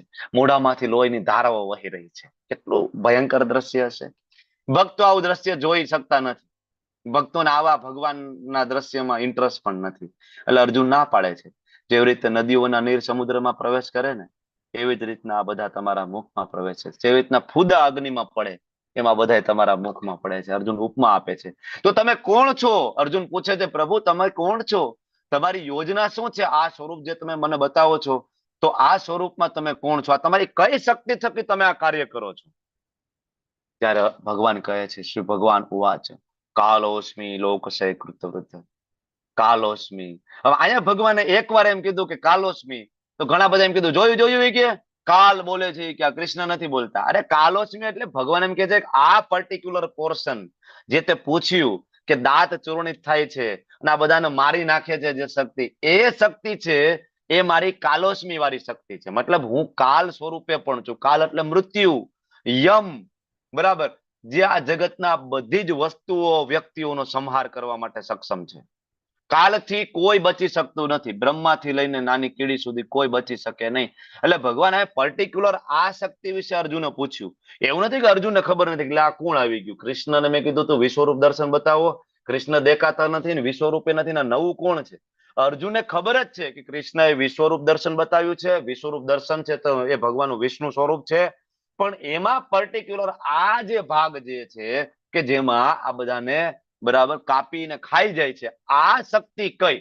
આગળ તમે ઘણી બધી શક્તિની મને વાત કરી છે, વિભૂતિઓ, બરાબર, કે હું સિંહ છું, હું નારદ છું, હું હિમાલય છું. તો આ શક્તિ કઈ? આગલા 10મા અધ્યાયમાં તમે જે મને વિભૂતિનું વર્ણન કર્યું એ વિભૂતિમાંથી આ કઈ વિભૂતિ છે? ત્યારે ભગવાન કહે છે કાલોસ્મી, કે ભાઈ આ કાળ નામની વિભૂતિ છે. ઘણા બધા અહીંયા ડાયવર્ટ થઈ જાય કે નહીં, આ કાલોસ્મી કીધું ને, કૃષ્ણ નથી બોલતા, એની અંદર કાલ પ્રવેશ કરી ગયો છે. બસ કૃષ્ણ તો સામાન્ય માણસ હતા, કાલ પ્રવેશ કરી ગયો. ઘણા કે અંદર શિવ બાબા પ્રવેશ કરી ગયા, ઘણા કે અંદર પરમાત્મા પ્રવેશ કરી ગયા. કેમ ભાઈ? બાર સોફા સેટ ખુરશી એને ના મળે કાલને પ્રવેશ કરવા માટે શિવ બાબાને? ભાઈ કૃષ્ણને કહી દે ભાઈ થોડીક વાર ઘોડાને તમે ચારો નાખો અને હું થોડુંક અર્જુનને ભગવદ્ ગીતાનું જ્ઞાન આપી દઉં છું. આવું ના કરી શકે? એટલા શક્તિમાન ના હોય પરમાત્મા, કાલ, શિવ બાબા? નહીં, કારણ કે ના હોય, કારણ કે કૃષ્ણ જ બોલી રહ્યા હતા સ્વયં, એટલા માટે. બરાબર. તો ભગવાન અહીંયા કહી રહ્યા છે કાલોસ્મી, એનો મતલબ છે એની વિભૂતિ. કાલ એની શક્તિ વિશે વાત છે. બરાબર. બંને પક્ષના યોદ્ધાઓ, ભગવાન કેવું બધાને મારી નાખવાનું છે, કોઈ બચવાનું નથી. અર્જુન તારે મારવા છે આ બધાને? ભગવાન અર્જુનને કહે છે, અર્જુન તને એવું લાગે છે તું મારે છો? તારે મારવા છે, તને નિમિત્ત બનાવ્યો છે. આગળ જતા બધા કહે છે મહાબાલી અર્જુન, મહાધનુર્ધારી અર્જુન, બરાબર, કુરુક્ષેત્રની યુદ્ધભૂમિ ઉપર ધમાસાણ યુદ્ધ કર્યું હતું, નામ તારું લેશે અને મારે તને નિમિત્ત બનાવવાનો છે. દીકરા તને એવું લાગે છે કે તું નહીં મારે તો આ બધા બચી જવાના છે? આ બધાનું વધ એ જ દિવસે થઈ ગયું હતું જ્યારે આને મારા પ્રિય ભક્ત દ્રૌપદીનું વસ્ત્ર હરણ કરવાનો વિચાર કર્યો ને, એ દિવસે આ બધા મરી ગયા હતા. આમાંથી કોઈ અર્જુન બચવા નથી. તું મારવા જા છો, નહીતર આ બધાને મારી કાલ શક્તિ મારી નાખવાની છે. બરાબર. આ ઓલરેડી આના પ્રાણ મેં હરી લીધા છે એ જ દિવસે. બરાબર. તો તું નિમિત્ત બન, નિમિત્ત માત્ર ભવ સવ્ય સાચીને અર્જુન ઉભો થાય ને નિમિત્ત બન. બરાબર. તો આપણે ભગવાનના હાથમાં સાધન બનીને કેવી રીતના આપણે નિમિત્ત બની શકીએ? આપણે શું એવું કરી શકીએ કે કૃષ્ણને ગમે? તમે ચેટ બોક્સમાં લખજો, તમને કઈ એવું યાદ આવતું હોય કે હા હું પણ કૃષ્ણના હાથનું સાધન બની શકું જેથી કૃષ્ણને ગમે. ચેટ બોક્સમાં ટાઈપ કરજો. બરાબર. દ્રોણ, ભીષ્મ, જયદ્રથ, કર્ણ આવા મહાન યોદ્ધાઓ પહેલાથી મારા વડે હણાઈ ચુક્યા છે. બરાબર. ભગવાન કે આ બધાને મેં મારી નાખ્યા છે, તું બિલકુલ ટેન્શન નહીં લેતો, તું આ યુદ્ધમાં જીતીશ અને બધા શત્રુઓને પરાસ્ત કરી. યુદ્ધનું રિઝલ્ટ તો અહીંયા જ ક્લિયર છે, 11મા અધ્યાયમાં છે. બરાબર. અને સંજય ધૃતરાષ્ટ્રને કહે છે કે રાજા પૂર્ણ પુરુષોત્તમ પરમેશ્વરના મુખેથી આ વચનો સાંભળ્યા પછી ધ્રુજી રહેલા અર્જુન હાથ જોડીને વારંવાર નમસ્કાર કર્યા અને ગદગદ કંઠે ભગવાનને કીધું, શું હે ઋષિકેશ, આપના નામથી આખું જગત હર્ષ પામે છે. બરાબર. બધા તમારા પ્રત્યે અનુરક્ત થાય છે, તમને દંડવત પ્રણામ કરે છે, સાદર નમસ્કાર કરે છે, અને સારા લોકો તમને નમસ્કાર કરે છે, પણ અસુરો ભયભીત થઈને ભાગે છે. અને આ બરાબર છે, અસુરો ભાગવા જ જોઈએ ભગવાનથી. અર્જુન કહે છે બરાબર છે, અસુરો હોય ભાગે. આજે પણ તમારે ટ્રાય કરવી હોય તો ટ્રાય કરવી, તમે જ્યાં બેસતા હોય ચાર ચોકમાં જઈને, બરાબર, તમારી ઓટલા પરિષદ હોય કે ચોટલા પરિષદ હોય, બરાબર, જાતા હોય ત્યાં ભેગી માળા લઈ જવી તમારે. બરાબર. કેવું ભાઈ કિટી પાર્ટીમાં આજે આપણે બીજી કોઈ ચર્ચા નહીં કરીએ, આજે આપણે બધા મળીને માળા કરશું. બરાબર. તમે ચાલુ કરજો આંખ બંધ કરીને માળા, અને તમે 5 મિનિટ પછી આંખ ખોલજો, તમને કોઈ દેખાશે નહીં, કોઈ દેખાશે નહીં. ભગવાનનું નામ હોય ને અસુરો ભાગી જાય. જે દેવતાઓ હોય, જેમાં દેવતા જેવા ગુણ હોય, એ જ ભગવદ્ ગીતા સાંભળી શકે અને એ જ ભગવાનનું નામ લઈ શકે. મહાત્મા, તમે બ્રહ્માથી પણ શ્રેષ્ઠ છો, કારણ કે તમે બ્રહ્માને જન્મ આપનારા તમે, તો શું કામ તમને નમસ્કાર ના કરે? અર્જુન કહે છે તમે સર્વ કારણોના કારણ છો, પણ તમે આ ભૌતિક જગતથી પરે છો. તમે આદ્ય પરમેશ્વર છો, સનાતન પુરુષ છો, બધાને આશ્રય આપવા વાળા તમે છો. આ બધી ચર્ચા થઈ, પણ અર્જુનને હવે યાદ આવે છે કે આપણે બે નાના હતા, તમે મારે ત્યાં વેકેશન કરવા આવતા, હું તમારે ત્યાં વેકેશન કરવા આવતો, તો તમારી બહુ મસ્તી કરી છે અમે બધા ભેગા મળીને. બરાબર ને? ક્યારેક તમને મિત્ર માનીને હે યાદવ, હે સખા, હે કૃષ્ણા આવા સંબોધન કર્યા છે. અર્જુન કે ખબર નહોતી કે તમે જ નારાયણ છો. એકચ્યુઅલી ભગવાન એના ભક્ત પ્રત્યેનો પ્રેમ છે. બરાબર. અને ભગવાનની યોગ માયા શક્તિના કારણે અર્જુન આ બોલી રહ્યા છે. ભગવાન એકચ્યુઅલી ગમે છે. જો ભગવાન એની યોગ માયા શક્તિ વાપરે નહીં તો ભગવાન લીલા કેવી રીતના કરી શકે? બરાબર. ભગવાનને ગમે છે, પણ અર્જુનને પોતાની સ્થિતિનું ભાન છે. અત્યારે પણ વિશ્વરૂપ જોયા પછી પણ એને ભાન છે. બરાબર. એટલે ક્ષમા યાચના કરે છે કે ઘણી વખત બરાબર તમારી મસ્તી કરી છે, ક્યારેક આપણે વિશ્રામમાં હોય, સૂતા હોય, બેઠા હોય, જમતા હોય, ક્યારેક એકલામાં મસ્તી કરી છે ને, તો ક્યારેક બધા ભેગા થઈ ગયા હતા, તમને કોર્નર કરી અને તમારી મસ્તી કરી હતી એકલાની. બરાબર. તો આ બધી ભૂલ થઈ છે, કૃપા કરીને ક્ષમા કરજો. બરાબર. ભગવાનના ભક્ત માફી માંગે છે.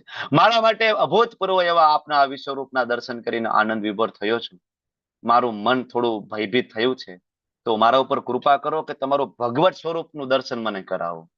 હવે અર્જુન આપણા માટે, અર્જુન બહુ ચતુર છે. ભગવાનના ભક્તો ખૂબ ચતુર હોય.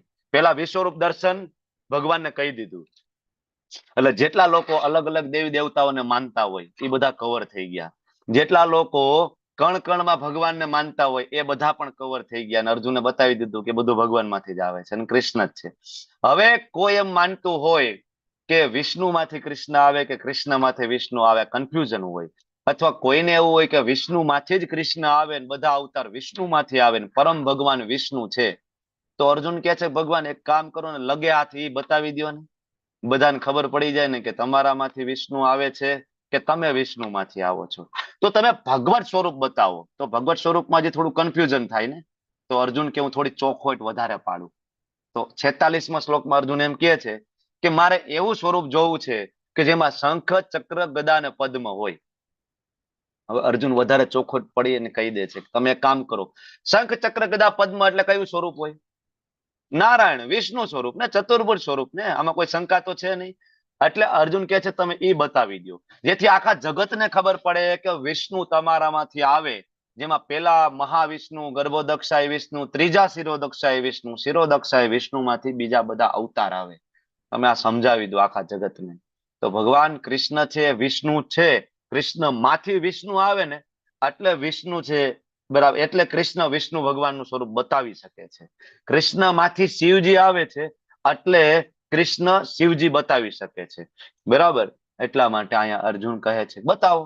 ત્યારે કહે છે ભગવાન હે કુરુવીર શ્રેષ્ઠ, તે આ વિશ્વરૂપ જોયું ને એ પેલા કોઈ નથી જોયું. આ પહેલી વખત તને બતાવ્યું, કારણ કે વેદ વાંચવાથી નહીં, યજ્ઞ કરવાથી નહીં, દાનથી નહીં, સત્કર્મથી નહીં, અરે કઠોર કોઈ તપ કરી લે ને તો મારું વિશ્વરૂપ પણ ના પામે. ચતુર્ભુજ ને દ્વિભુજ તો બહુ દૂરની વાત છે. ભગવાનના કોઈ પણ સ્વરૂપને જોવું હોય તો ભક્તિ કમ્પલસરી છે. બરાબર. 48મા શ્લોકમાં ભગવાન કહે છે. અને 49મા શ્લોકમાં ભગવાન અર્જુનને કહે છે કે અર્જુન, તું મારું આ ભયાનક રૂપ જોઈને મૂંઝાઈ ગયો છે અને ડર લાગે છે, તું વ્યથિત થયો છો? ચાલો સમાપ્ત કરીએ ભાઈ, બહુ પ્રચાર થઈ ગયો. ભગવાન કે મારો ભક્ત દુઃખી થાય મને બિલકુલ પસંદ નથી. ચાલો આટલું ઘણું ભાઈ મટીરિયલ, ચાલો સમાપ્ત કરો, બંધ કરો. ભગવાને તરત એની લીલા, વિશ્વરૂપ દર્શન વાળી લીલા ધીમે ધીમે સંકેલી અને અર્જુન એમ કીધું હતું કે ચતુર્ભુજ વાળું બતાવો. તો ભગવાન તરત જ એની સામે ચતુર્ભુજ નારાયણ વિષ્ણુ સ્વરૂપમાં પ્રગટ થયા. શંખ ચક્ર ગદા પદ્મ. બરાબર. અને જેવું શંખ ચક્ર ગદા પદ્મ વાળું સ્વરૂપ બતાવ્યું ને, ઓટોમેટિક ભગવાન એના મૂળ સ્વરૂપમાં તરત આવીને ઉભા રહી ગયા.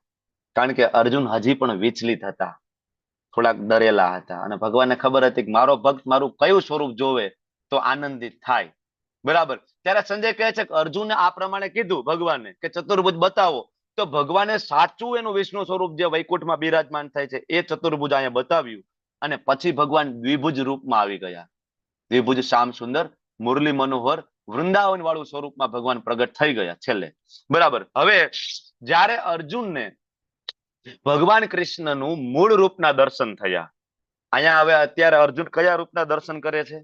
વિશ્વરૂપ પૂરું થઈ ગયું છે, અહીંયા ચતુર્ભુજ પણ પૂરું. હવે અત્યારે અર્જુનની સામે ભગવાન કૃષ્ણ ઉભા છે કયા સ્વરૂપે? દ્વિભુજ શ્યામ સુંદર મુરલી મનોહર સ્વરૂપ. અને અહીંયા 51મા શ્લોકમાં કીધું છે કે એનું મૂળ રૂપ છે. મૂળ રૂપમાં દર્શન થયું ત્યારે કહ્યું, હે જનાર્દન, આપનું આ અત્યંત સુંદર. કોઈ એમ કે ભાઈ આ તો તમે કહો છો મૂળ રૂપ, પણ અમે તો એવું જ માનીએ છીએ કે ભાઈ ચતુર્ભુજ છે જ મૂળ રૂપ છે વિષ્ણુ. તો અર્જુન વધારે ચોખવટ પાડે છે અહીંયા 51મા શ્લોકમાં કે મનુષ્ય સમાન રૂપ માનુષિમ તનુ. તમે શ્લોક વાંચજો 51મો. ત્યાં અર્જુન એમ કે છે કે મનુષ્ય સમાન તમારું જે રૂપ છે ને એનું દર્શન કરીને હું સ્વચિત વાળો થયો અને મારી મૂળ પ્રકૃતિ પામી, કારણ કે એ તમારું મૂળ રૂપ છે. હવે ખબર પડી ગઈ ને મૂળ રૂપ કયું છે? દ્વિભુજ. અને હવે ભગવાન કે છે અર્જુન, અત્યારે હું તારી સામે જે ઉભો છું કયું? દ્વિભુજ. આના દર્શન કરવા અતિ દુર્લભ છે. દેવતાઓ પણ આ દર્શન કરવા માટેનો અવસર સદૈવ શોધતા હોય છે. મહાન દેવતાઓ, દેવતાઓની વાત આવે તો બધા જ દેવતાઓમાં શિરમોર છે મહાદેવ, ભગવાન મહાદેવ. સ્વર્ગમાં પણ નથી રહેતા, કારણ કે સ્વર્ગમાં એ દેવતાઓ એક જેને ભોગ ભોગવવા હોય અને મહાદેવને ભોગ આરે કઈ લેવા દેવા નથી. બરાબર. મહાદેવ એક જ વસ્તુનો ભોગ કરે છે. શેનો? રામ નામનો. માત્ર રામ નામનો ભોગ કરે છે. માત્ર કૈલાસ પર્વત ઉપર અનંત સમયથી એક જ વસ્તુ કરે છે, રામ રામ રામ રામ રામ રામ. બરાબર. ત્યાં બેઠા છે. અને આવા ભગવાનના મહાન ભક્ત અને ભગવાન મહાદેવ પોતે પણ આ દ્વિભુજ વાળું જે રૂપ રહ્યું ને એનો અવસર શોધતા હોય છે. ક્યારે મને દ્વિભુજ કૃષ્ણના દર્શન થાય? પદ્મ પુરાણ પાતાલખંડ બરાબર ખોલો અને વાંચો. ત્યાં ભગવાન શિવજી કૈલાસ પર્વત ઉપર તપશ્ચર્યા કરે છે. ભગવાન વિષ્ણુને પ્રગટ કરે છે. ભગવાન વિષ્ણુ પ્રગટ થાય છે માતા લક્ષ્મીજી સાથે.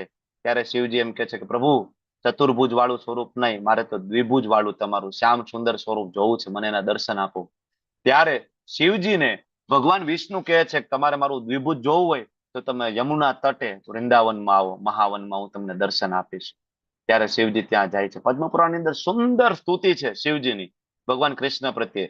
કૃષ્ણ અને શિવજી વચ્ચેનો સંવાદ છે અને રાધા તત્વ જે ગુહ્ય તત્વ છે ને, બરાબર, એના વિશેની સમજણ શિવજીએ ત્યાં પણ આપી છે. બરાબર. આના સિવાય સ્કંદ પુરાણમાં અને ગર્ગ સંહિતામાં ત્યાં પણ વિસ્તૃત વર્ણન પ્રાપ્ત થાય છે. તો શિવજી કેટલી વખત નાનપણથી ગર્ભમાં હતા ત્યારે રોજ આવતા મથુરાની જેલમાં દર્શન કરવા. જેવો જન્મ થયો અને નંદગ્રામની અંદર હતા, ગોકુલમાં હતા, ત્યારે પણ એક દિવસ શિવજી વિચાર કરે છે ઘણો બધો સમય થઈ ગયો અને બાલ ઠાકરના દર્શન નથી કર્યા અમારા કૃષ્ણના, જાવું છે દર્શન કરવા. જાય છે. કેવી રીતના જાવ? તો કે આવા અઘોરી વેશમાં જાય તો ડરી જશે, મને કોઈ આવવા નહીં દે. તો કે કામ કરે, સાધુ બનીને જાય. સંત બનીને ગયા. બરાબર. ભિક્ષામ દેહી. યશોદા માતાજી બહાર નીકળે છે કે સાધુ આવ્યા છે, શું જોઈએ છે? અંદરથી લઈ આવ્યા ખાવા પીવાનું, હીરા મોતી માણેક. સાધુ કે નહીં નહીં, કાંઈ નથી જોઈતું, અમારે તો ચપટી ભભૂત મેં ખજાના કુબેર. આના ઉપરથી ઓલું ભજન એ બન્યું છે ને, નગર મેં જોગી આયા. બરાબર. તો તમારે શું જોઈએ? મને મારા કૃષ્ણના દર્શન કરાવો. ત્યારે અંદર જાય છે અને કૃષ્ણના દર્શન કરે છે. કૃષ્ણ પારણામાં હોય છે અને 5 પ્રદક્ષિણા કરે છે શિવજી. આ પેલો ઇન્સિડન્સ છે, બરાબર. આના પછી કૃષ્ણ થોડા મોટા થાય છે, નંદગ્રામ જાય છે. તો હવે ભગવાન શિવજીને એમ થાય છે કે મારે કૃષ્ણના દર્શન કરવાથી ઘણો સમય થઈ ગયો, પણ આ વખતે થોડું ઉતાવળ થઈ ગયું, તો ઓરિજિનલ સ્વરૂપ અઘોરી સ્વરૂપમાં જ પહોંચી ગયા નંદગ્રામમાં. અને ત્યાં જઈને કીધું ભિક્ષામ દે, ખબર નથી કયું સ્વરૂપ છે, ભૂલી ગયા છે ભગવાનને મળવામાં. અને યશોદા માતાજી બહાર આવ્યા તો જોઈને જ ડરી ગયા, બરાબર. અને આ જે શિવજી કે છે કૃષ્ણના દર્શન, ના ના ના કે નહીં, મારો કે લાલો ડરી જાય તો, આખા જગતને ડરાવવા વાળા લાલા કે આનાથી ડરી જાય તો બોલો, કે ડરી જાય તો. યશોદા માતાજી યોગ માયામાં છે ને, અને ના દર્શન કરવા દીધા શિવજીને. શિવજી નંદગ્રામની બહાર એક વૃક્ષની નીચે બેઠા બેઠા ઉદાસ અને વિચાર કરી રહ્યા છે કે આજે મારા ભગવાનના દર્શન ના થયા મને, બરાબર. અને વિચાર કરતા હતા ત્યાં ભગવાન કૃષ્ણ લીલા કરે છે અને એને તાવ આવે છે ભગવાનને. આજુબાજુ વાળા બધા આવે છે, શું થયું શું થયું, લાલાને શું થયું, તાવ આવી ગયો છે. એક કામ કરો, કોઈ અઘોરી આવે, બરાબર, એના ઉપર હાથ મૂકે તો એનાથી તાવ ઉતરી જશે. અચ્છા એવું છે. યશોદા માતાજી કાંઈ નહીં, બોલાવો કે કોઈ સાધુને બોલાવો, સંતને બોલાવો. કોણ હતા? હાજર જ હતા. શિવજી ગયા જ નહોતા. એને ખબર હતી ભગવાન કઈક તો યોજના કરશે દર્શન આપવા માટેની, બરાબર. અને ત્યાં જ હાજર હતા. બોલાવો, બોલાવ્યા. તરત જેવા આવ્યા, શિવજીના દર્શન થયા. શિવજીએ ભગવાન કૃષ્ણના દર્શન કર્યા, કૃષ્ણએ શિવજીના દર્શન કર્યા. બેની આંખો મળી, ભગવાનનો તાવ ઓન ધ સ્પોટ ઉતરી ગયો. શિવજી ખૂબ જ ખુશ થયા, બરાબર. યશોદા માતાજી ખૂબ આનંદિત થયા. યશોદા માતાજી કે આયના રોકાઈ જાઓ. શિવજીને કહે છે તમે આયના રહ્યો નંદગ્રામની અંદર.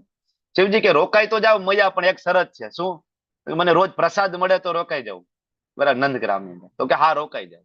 આજે પણ નંદગ્રામ જાઓ, નંદગ્રામની બહાર આશેશ્વર મહાદેવ છે. આશેશ્વર ગૂગલમાં ટાઈપ કરજો, ક્યારેક વૃંદાવન જાવ તો આ બધી જગ્યાઓ જરૂર દર્શન કરજો. અને જ્યાં સુધી વૃંદાવનમાં મથુરાના સ્ટેશન ઉપર ઉતરો અને તમે શિવજી ક્ષેત્રપાલ ની પરમિશન ના લ્યો ત્યાં સુધી તમારી સામે વૃંદાવન પ્રગટ પણ ના થાય. કારણ કે ક્ષેત્રપાલ છે એ જગ્યાના રક્ષક છે, સ્વયં ભગવાનના પરમ ભક્ત મહાદેવ. ભગવાન મોટા થયા, રાસલીલા, બરાબર. એક દિવસ શિવજીને વિચાર આવે છે કે ચાલો રાસલીલામાં એન્ટ્રી આજ તો જઈ આવીએ, ઘણો બધો સમય થઈ ગયો છે, બરાબર. તો જાય છે, પણ ગોપીઓ કે છે નહીં નહીં નહીં, આ વેશ અહીંયા એન્ટ્રી ના મળે, આ ગળામાં સાપ ને આ ભભૂતિ ને આ મોટી જટા ને આવી રીતના એન્ટ્રી ના મળે. તો કે તો આપણે આની પેલા વાત થઈ હતી કે નિકુંજમાં પ્રવેશ જોઈતો હોય તો માત્ર મહાભાવમાં જ પ્રવેશ મળે છે, ભાવમાં પણ નહીં, મહાભાવમાં. તો ત્યાં શિવજીને પણ ગોપી બનવું પડે છે, બરાબર. શિવજી યમુનાજીમાં સ્નાન કરે, ગોપીઓ બધા સુંદર મજાનો શ્રૃંગાર કરે, શિવજીને સુંદર મજાની ગોપી બનાવે છે. શિવજીની એન્ટ્રી થાય છે નિકુંજમાં, રાસલીલામાં એન્ટ્રી, બરાબર. એક બાજુ એક શિવજી છે ગોપી તરીકેના, કૃષ્ણ છે, બીજી અઢળક ગોપીઓ છે. કારણ કે ભગવાનની ગોપી કેટલી હતી? 10,000 કરોડ. 100 ગ્રુપ્સ હતા, 100 બિલિયન, બરાબર. આપણને એમ થાય કે ભાઈ આ તમે ધારો કે આમાં વિચાર કરો કે ત્યારે આટલી વસ્તી જ નહોતી, બરાબર. આમ વિચાર કરીએ તો પણ આ દિવ્ય છે. વૃંદાવન છે ને, ઇટ્સ લાઈક એ કમળ, લોટસ. વૃંદાવન છે એ જયારે ઈચ્છા પડે ભગવાનની ત્યારે એ ખુલે છે, વિસ્તરણ પામે છે, અને જયારે ભગવાનની ઈચ્છા હોય ત્યારે બંધ થઈ જાય છે. બાકી વિચાર કરો, નાના એવા કૃષ્ણ વૃંદાવનમાં, બરાબર, ગોકુલમાં રહેતા હોય, ગાયો ચરાવવા માટે ભગવાન 60, 70 કિલોમીટર, 100 કિલોમીટર દૂર જતા રહેતા હતા, અને પાછું તરત ઘરે પણ આવી જતા હતા. કેવી રીતના ઘરે આવતા હતા? ભગવાન ઈચ્છા કરે કે ભાઈ આ કહેવાય કે વૃંદાવનના છે, વ્રજના છેડે જવું છે, તો અહીંયા પહોંચી જાય, વ્રજ ખુલી જાય, એટલે લોકેશન દૂર થઈ જાય. ભગવાન એમ થાય કે હવે નજીક આવી જવું છે, તો એ ઓટોમેટિક વૃંદાવન છે બંધ થાય, અને ભગવાન પાછા જે તે જગ્યાએ ઓન ધ સ્પોટ આવે. આ વ્રજ છે, દિવ્ય જગત છે, બરાબર. તો શિવજીની એન્ટ્રી થઈ.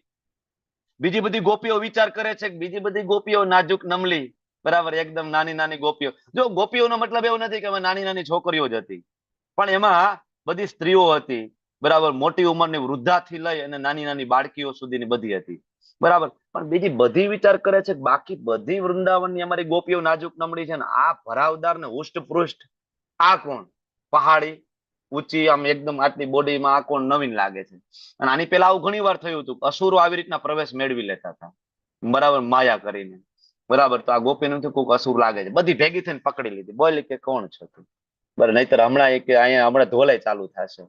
શિવજી બિચારા કઈ બોલે નહીં, ત્યાં ભગવાન આવ્યા કે રેવા દો કે આ શિવજી છે કે ગોપી બનીને આવ્યા છે, બરાબર. તો નિકુંજમાં પ્રવેશ મેળવવો હોય તો શિવજીને ગોપી બનવું પડે. લક્ષ્મીજીને પણ પ્રવેશ મેળવવો હતો, લક્ષ્મીજી ના પાડી, હું તો મોટા ઘરની દીકરી, હું ગોપી ના બનું, હું ગાયના વાસીદા ના કરું, તો આજે પણ એ શ્રીવન ની અંદર આજે તપશ્ચર્યા કરે છે. નારદજી ગોપી બનીને એન્ટર થયા હતા, બરાબર. તો આ છે કે દેવોના દેવ મહાદેવ, બ્રહ્માજી, ઇન્દ્ર, બરાબર, આ બધા લલાયત છે કે ક્યારે કૃષ્ણના એક ઝલક માત્ર મળી જાય, બરાબર. તો કેવી રીતના મળે? ભક્ત્યા તું અનન્યા શક્ય. હવે ભગવાન અહીંયા રહસ્ય, એક રહસ્ય ઉજાગર થઈ ગયું. કયું? કે ઓરિજિનલ સ્વરૂપ આ છે, તમારી સામે જે ઉભા છે એ. આમાંથી જ તમે વિષ્ણુ કહો, ચતુર્ભુજ કહો, વિશ્વરૂપ કહો, પરમાત્મા કહો, બ્રહ્મ જ્યોતિ કહો, બધું આમાંથી નીકળે છે, કારણ કે પરમ તત્વ આ છે, બરાબર. એ અર્જુન, માત્ર અનન્ય ભક્તિ દ્વારા જ મને મૂળ રૂપમાં જાણી શકાય. ભક્ત્યા તું અનન્ય શક્ય, જે રૂપમાં હું તારી સામે ઉભો છું. અને આ જ રીતે મારું પ્રત્યક્ષ દર્શન કરી શકાય છે. ભગવાન કે મારું પ્રત્યક્ષ દર્શન થાય છે, એવું નથી. આજે પણ વૃંદાવનમાં લોકોને ભગવાનના પ્રત્યક્ષ દર્શન થાય છે, પણ એના માટે સકામ કર્મ છોડવા પડે, માનસિક તર્ક વિતર્ક કુતર્ક છોડવા પડે. ભગવાન તરફ આપણી ગતિ થાય ને, એમાં એક સૌથી મોટી નદી અડચણ છે કુતર્કની, બરાબર. એ કુતર્ક છે એ છોડવા પડે. કુતર્ક એટલે ખબર પડે કે નહીં? હમણાં મેં કીધું તો ખરી તમને કે ભાઈ 10,000 જે ભગવાનની 10,000 કરોડ ગોપી હતી, પણ આપણે આપણું મગજ વાપરીએ, એટલી તો વસ્તી ત્યારે હતી જ નહીં. આને કહેવાય કુતર્ક કરવો, બરાબર. મેં તમને કીધું કે વૃંદાવન આ રીતના વિસ્તરિત થાય છે. તમે એમ કહો કે એવી તો ટેકનોલોજી થોડી હોય, બરાબર. તો એ તો આપણી બુદ્ધિની પરે છે. તો આપણે જ્યાં સુધી આપણને ખબર નહોતી પડતી ત્યાં સુધી આપણે એવું જ માનતા હતા કે હવામાં કોઈ વસ્તુ ઉડી ના શકે, આપણી બુદ્ધિની બહાર હતું. હવે આપને ખબર પડે છે કે આ વિમાન ઉડે, હેલિકોપ્ટર ઉડે છે, ને હવે તો માણસો ઉડી ઉડીને જાય છે. તો આને કહેવાય કુતર્ક. આપણે આપણી બુદ્ધિથી માપવાની કોશિશ કરીએ તો આ જગતમાં એવું ઘણું બધું છે કે જે આપણી બુદ્ધિથી માપી શકાય એમ નથી. અને એમાં આ તો દિવ્ય છે, આપણે તો ભૌતિક પણ માપી શકીએ એમ નથી, બરાબર. આ જગતમાં ભૌતિક શક્તિ પણ આપણે માપી શકવા માટે સક્ષમ નથી, તો દિવ્ય. ઓકે, એટલે આ કુતર્કો જે છે આનાથી રહિત થઈએ અને મારી શુદ્ધ ભક્તિમાં કોઈ પરિણ થાય. મારા માટે કર્મ કરે, જો ફરીથી કહે છે કર્મ કરવાનું કૃષ્ણ માટે, જે મને જ જીવનનું પરમ ધ્યેય માને છે, જીવ માત્ર પ્રતિ મૈત્રી ભાવ રાખે છે, મને નક્કી પ્રાપ્ત કરે છે. વાંછા કલ્પતરુભ્યશ્ચ કૃપા સિંધુભ્યઃ ચ પતિતાનાં પાવનેભ્યો વૈષ્ણવેભ્યો નમો નમઃ. અનંત કોટિ વૈષ્ણવ વૃંદ કી જય. શ્રી પ્રભુપાદ કી જય. ગુરુ મહારાજ કી જય.